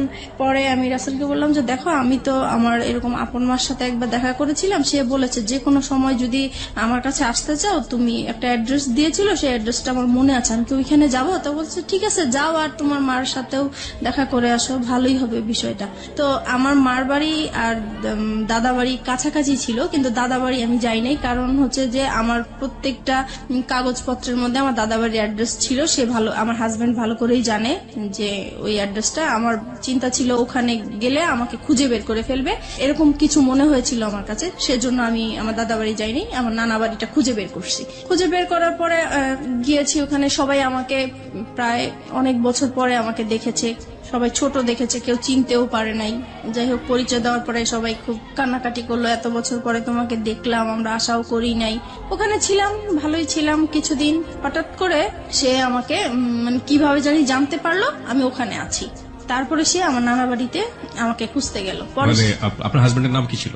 আমার হাজবেন্ড নাম জামান ছিল। জামান, মানে জামানই খোঁজটা পেল, রাইট? ওকে, তারপরে সে আমার মামা বাড়ি গেল, যাওয়ার পরে ওখানে যে, আর গ্রাম সাইডটা হচ্ছে এরকম যে মেয়েরা স্বামী ছেড়ে অন্য কোথাও চলে যাবে, এটা খুবই একটা খারাপ চোখে দেখে এবং বাতাসের আগে কথা ছড়ায়। জি, right. So we know the situation. Ultimately কি হলো? আলটিমেটলি সে ওখানে যে আমার মামাকে বললো যে আমি অন্য একটা ছেলে হাত ধরে চলে আসছি, এই সেই পুরো ডিটেল কাহিনী যেটা বললো, দ্য রিয়েল স্টোরিটাই বলেছে সে হ্যাঁ, ওখানে। হ্যাঁ। তার ফরে গিয়েছে ব্যাপারটা, কারণ পৃথিবীর কেউ এটা বিলিভ করবে না, এবং মেয়েটার যে আসলে কোনো কারণ থাকতে পারে ওখানে যাওয়ার, সেটাও সে কেউ মানতে চাইবে না, যেমন ভাবে মানতে চাচ্ছে না ফেসবুকের অসংখ্য শ্রোতা। ওই তো গ্রামের সবাই আর কি আমাকে খারাপই বলছে। তারপরে আমার মামা শুধু একটাই বললো যে দেখো, তুমি যদি কোনো না কোনো ভাবে অশান্তি যদি নাই করে থাকো, তাহলে সে এত বছর পরে 2টা বাচ্চা ফেলে কেন বের হবে? বুঝলাম তার অপরাধ আছে। আচ্ছা যাই হোক, তুমি যদি তোমার মা বাবাকে এখানে আমাদের কাছে নিয়ে আসতে পারো আর আমাদের কাছে সরি বলবা, আর এরকম কখনোই এরকম কিছু হবে না যদি বলো, তাহলে আমি তোমার কাছে উঠাই দিব। The big point and the question is, শান্তির জন্য সে রাসেলের হাত ধরেছে। শান্তি কি সে শেষ পর্যন্ত পেয়েছে? আমরা অনুষ্ঠানের শেষের দিকে চলে আসছি ধীরে ধীরে। ওকে ফাইন, আমি রাসেলের প্রসঙ্গে স্ট্রিক্ট থাকতে চাই। রাসেলকে আপনি তো ডিভোর্স দিয়ে দিলেন, তারপরে কি আপনি বললেন যে এবার আমাদের বিয়ে করা উচিত? রাসেলকে হ্যাঁ বলেছি তো, সে তখন বলেছে, সে কি বলে? তখন বলেছে যে 3 মাস পার না হলে তো করতে পারবে না। ফাইন, 3 মাস পরে কি হলো? তারপরে হচ্ছে পরে বলতেছি দেখো আমার তো কিছু সমস্যা আছে, লোন আছে, এখন আমি লোনগুলা শোধ করতে হবে, তাছাড়া ফ্যামিলিতে এখন আমি খুব বিপর্যয় অবস্থায় আছি, এখন আমি বিয়েটাই করতে পারবো না, আরো কিছু পরে করব তোমাকে। সেটা কতদিন পরে? সেটা বলতেছে সেটা 6 মাস হতে পারে, 1 বছর হতে পারে। পুরোপুরি অনিশ্চয়তা। জি। ততদিনে কি আপনার ছেলে মেয়েগুলো কি আপনার কাছে থাকে নাকি আপনার জামানের কাছে? জামানের কাছেই থাকে। 3 মাস পরে, মানে ডিভোর্স হয়ে যাওয়ার 3 মাস পরে, আলটিমেটলি যখন ডিভোর্সটা অ্যাক্টিভ হয়ে গেল, জি। তাই তো? তখন আপনি কি করছিলেন? তখন আমি হচ্ছে মানে জায়গায় জায়গায় আশ্রয় নিয়ে বেড়াচ্ছি, যেহেতু আমার নানা বাড়ি চিনে ফেলেছে, নানা বাড়ি আর থাকা যাবে না, সেজন্য আমি আমার মা থাকতো ঢাকায় গাজীপুরে চলে গিয়েছি। তারপরে গাজীপুরে যাওয়ার পরে ওখানেও সে বের করে ফেলেছে। আর ওখানে একটা ইতিহাস হয়েছে, যেটা হচ্ছে যে আমার মার যে দ্বিতীয় হাজবেন্ড, ওনার সাথে আমার হাজবেন্ডের এক্স হাজবেন্ডের আর কি একটা ভালো সম্পর্ক হয়ে গেছে। আর আমার হাজবেন্ড হচ্ছে তাকে টাকার লোভ দেখিয়েছে যে আপনি যদি ওকে আমার হাতে তুলে দিতে পারেন তাহলে আপনাকে টাকা দিব। আপনার হাতে তুলে, মানে ওর হাতে তুলে দিলে লাভটা কি হবে? ও কি করতে চায় আপনার সঙ্গে? আমার সাথে মানে সে সংসার করবে। এখনো সে সংসার করবে? এখনো সে সংসার করবে। মানে ডিভোর্স হয়ে যাওয়ার পরও সে সংসার করবে। কেন করবে? কেন করবে সেটা আমি জানি। সে সবাইকে কজ দেখায় যে 2টা বাচ্চার জন্য হলেও আমি তাকে নিতে চাই। সে যত কিছুই করুক না কেন, আমি 2টা বাচ্চার জন্য হলেও সংসার করতে চাই। ওকে। পরে উনি এরকম আর কি। আর তারপরে এই যখন ওনাকে টাকার লোকটা দেখিয়েছে, তারপর থেকে ওই লোকটা আমাকে সব সময় জ্বালাতন করতো, বলতো চলে যাও, তুমি থাকতে পারবে না আমার বাসায়, এই সেই অনেক যন্ত্রণা করতো। পরে একটা সময় আমার আর ওইখানে থাকা হতো না, আমি খুব কষ্ট পেতাম। পরে আমি চিন্তা করলাম যে আমি এখন কোথায় যাব, সবকিছুই তো হারিয়ে ফেললাম, কার কাছে এখন যে আশ্রয় নিতে পারি। তখন আমার মাথায় একটা জিনিস আসলো যে আমি এখন পর্যন্ত আমার বাবার কাছে যাইনি, আমার বাবার আশ্রয়টা বাকি আছে, আমি সেখানে যাব। পরে আমি বাবাকে খুঁজে বের করলাম, পরে বাবার কাছে আমি আশ্রয় নিলাম। বাবার কাছে আশ্রয় নেওয়ার পরে সে আবার ওই একইভাবে মানে টের পেয়ে গেল আমি বাবার কাছে আছি। তারপরে হচ্ছে সে আমার সাথে ওইখানে আসছে, আমার বাবার কাছে আসছে, এসে আমার বাবাকে বিশ্রী ভাষায় গালাগালি করলো, আমাকে গালাগালি করলো, করার পরে আমাকে থ্রেট দিল যে মেরে ফেলবে, আমার বাবা সহ মেরে ফেলবে, এই সেই। পরে আমি আবার জিডি করতে গেলাম ওর নামে, যেহেতু আমাকে থ্রেট দিচ্ছে আমি এখন ওর নামে জিডি করব। পরে আমি রামপুরা থানায় আবার গেলাম, যাওয়ার পরে বলতেছে যে আপনি এখন যে এরিয়ায় আছেন ওই থানায় যেয়ে বলবেন, এখন আর আমাদের কোনো কাজ নেই। তারপরে আমি এখন যে এরিয়া আছি ওই থানায় গেলাম।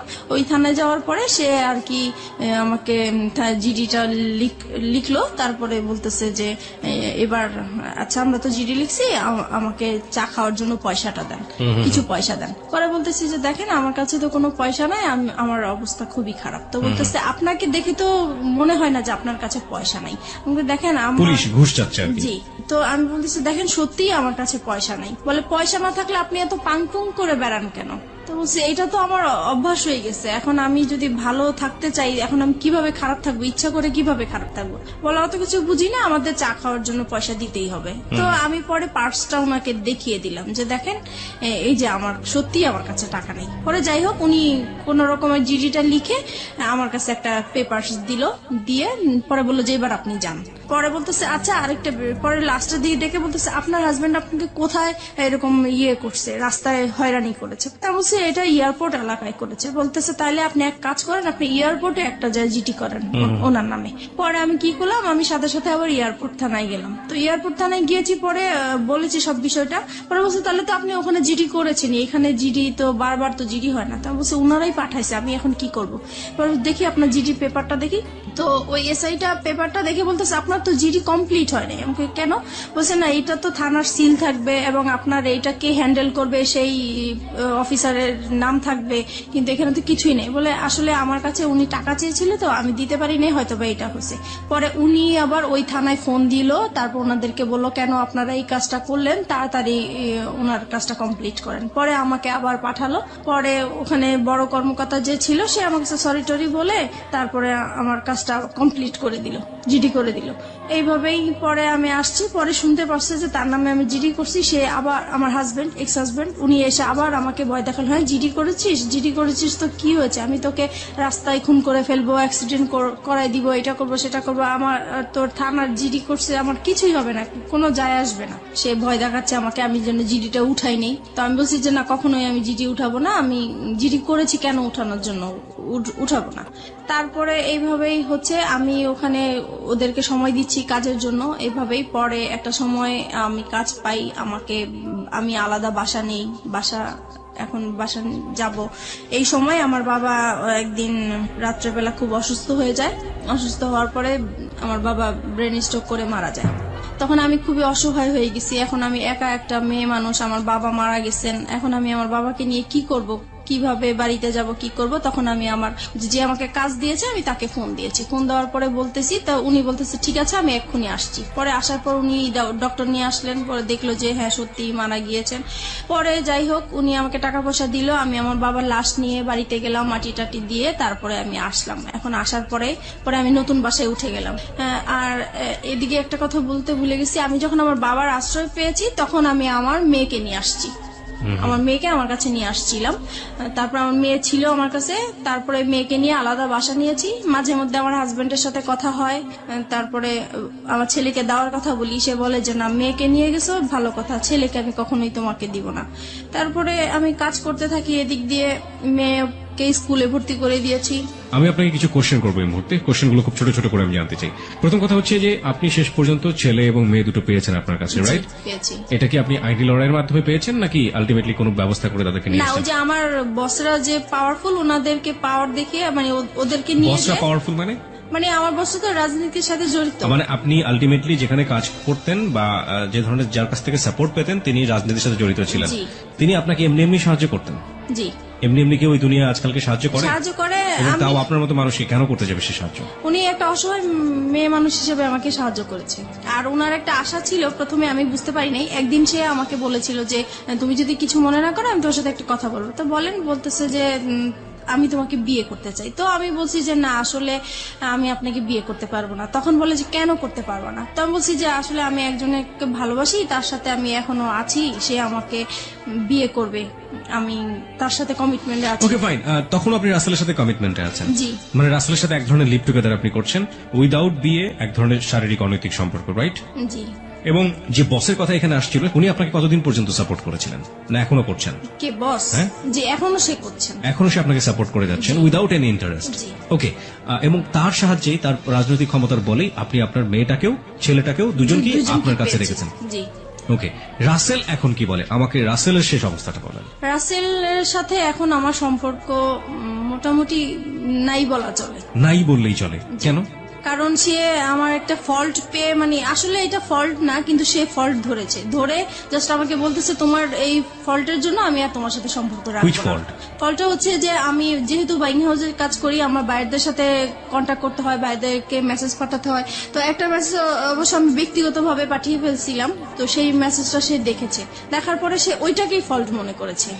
তো বলতেছে আমি তোমাকে কাজ করার জন্য সুযোগ দিয়েছি। জীবনে কোনোদিন সে আপনাকে সেই ধরনের কথা বলেছে যে একজন মানুষকে ভালোবেসে সংসার করে তাকে ছেড়ে আসছো, আমাকেও যে ছেড়ে যাবা না, তার কোনো কি নিশ্চয়তা আছে? কখনো কি আপনাকে সেই ধরনের কোনো কথা বলেছে, রেগে হোক বা অন্য কোনো ভাবে হোক? না, এইটা আমাদের সম্পর্ক যতদিন ভালো ছিল ততদিন এই কথাটা সে বলে। ভালো মন্দের জায়গাতে আমি যেতে চাই না, আমি শুধু বলতে চাই যে তার মুখ থেকে কখনো আপনি এই ধরনের কথা শুনেছেন কিনা? লাস্টের দিকে শুনেছি। লাস্টের দিকে শুনেছেন।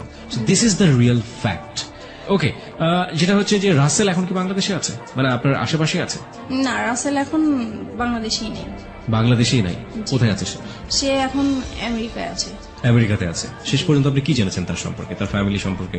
সে লাস্টে আমাকে যখন সে যেদিন চলে যাবে সেদিন আমাকে ফোন দিয়ে বলতেছে, দেখো ওই ফোন টোন বা SMS ওগুলো আসলে কিছুই ছিল না, তুমি আমাকে সরাসরি যদি তোমাকে বলি আমি বাইরে চলে যাচ্ছি, আমাকে তো যেতে দিবা না, তাই আসলে ওইরকম কিছু বলা হয়েছে।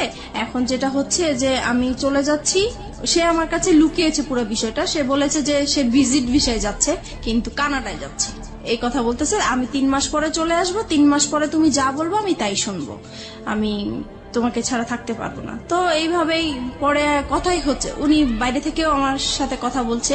হঠাৎ একদিন আমার কেন জানি মনে হইলো যে সে আর মানে আমার সাথে নাই, কেমন জানি সে আলাদা। বাইরে যাওয়ার পরে একটু ফোন কম করে, তারপরে মাঝখানে সে বলছে যে দেখো তোমাকে বলছি, তুমি যদি কোনো ব্যবস্থা ভালো কিছু পাও, ভালো কোনো অফার পাও, তুমি চলে যাও, আমার আশায় থেকো না। আর যদি আমার আশায় থাকো তাহলে হবে কি হবে না এর কোনো গ্যারান্টি আমি দিতে পারবো না, এখন সবকিছু তোমার উপরে। তো এইটা বলার পরে আমার খুব খারাপ লাগছিল। পরে যেভাবেই হোক আমি কোনো না কোনো ভাবেই তার একটা খোঁজ নিয়েছি, তারপর তার বোনের একটা নাম্বারে আমি ফোন দিয়েছি। ফোন দেওয়ার পরে আমি তার ফ্রেন্ড হিসেবে কথা জিজ্ঞেস করতেছি যে রাসেল কোথায়, রাসেলকে তো অনেকদিন ধরে পাচ্ছি না, ফোনে কোথায় গেছে। তখন সে বলল যে আমার ভাই তো আমেরিকায় চলে গেছে। তো আমি বলছি আমেরিকায় কেন হঠাৎ করে চলে গেল, বলে ও তো ওর ওয়াইফের কাছে চলে গেছে।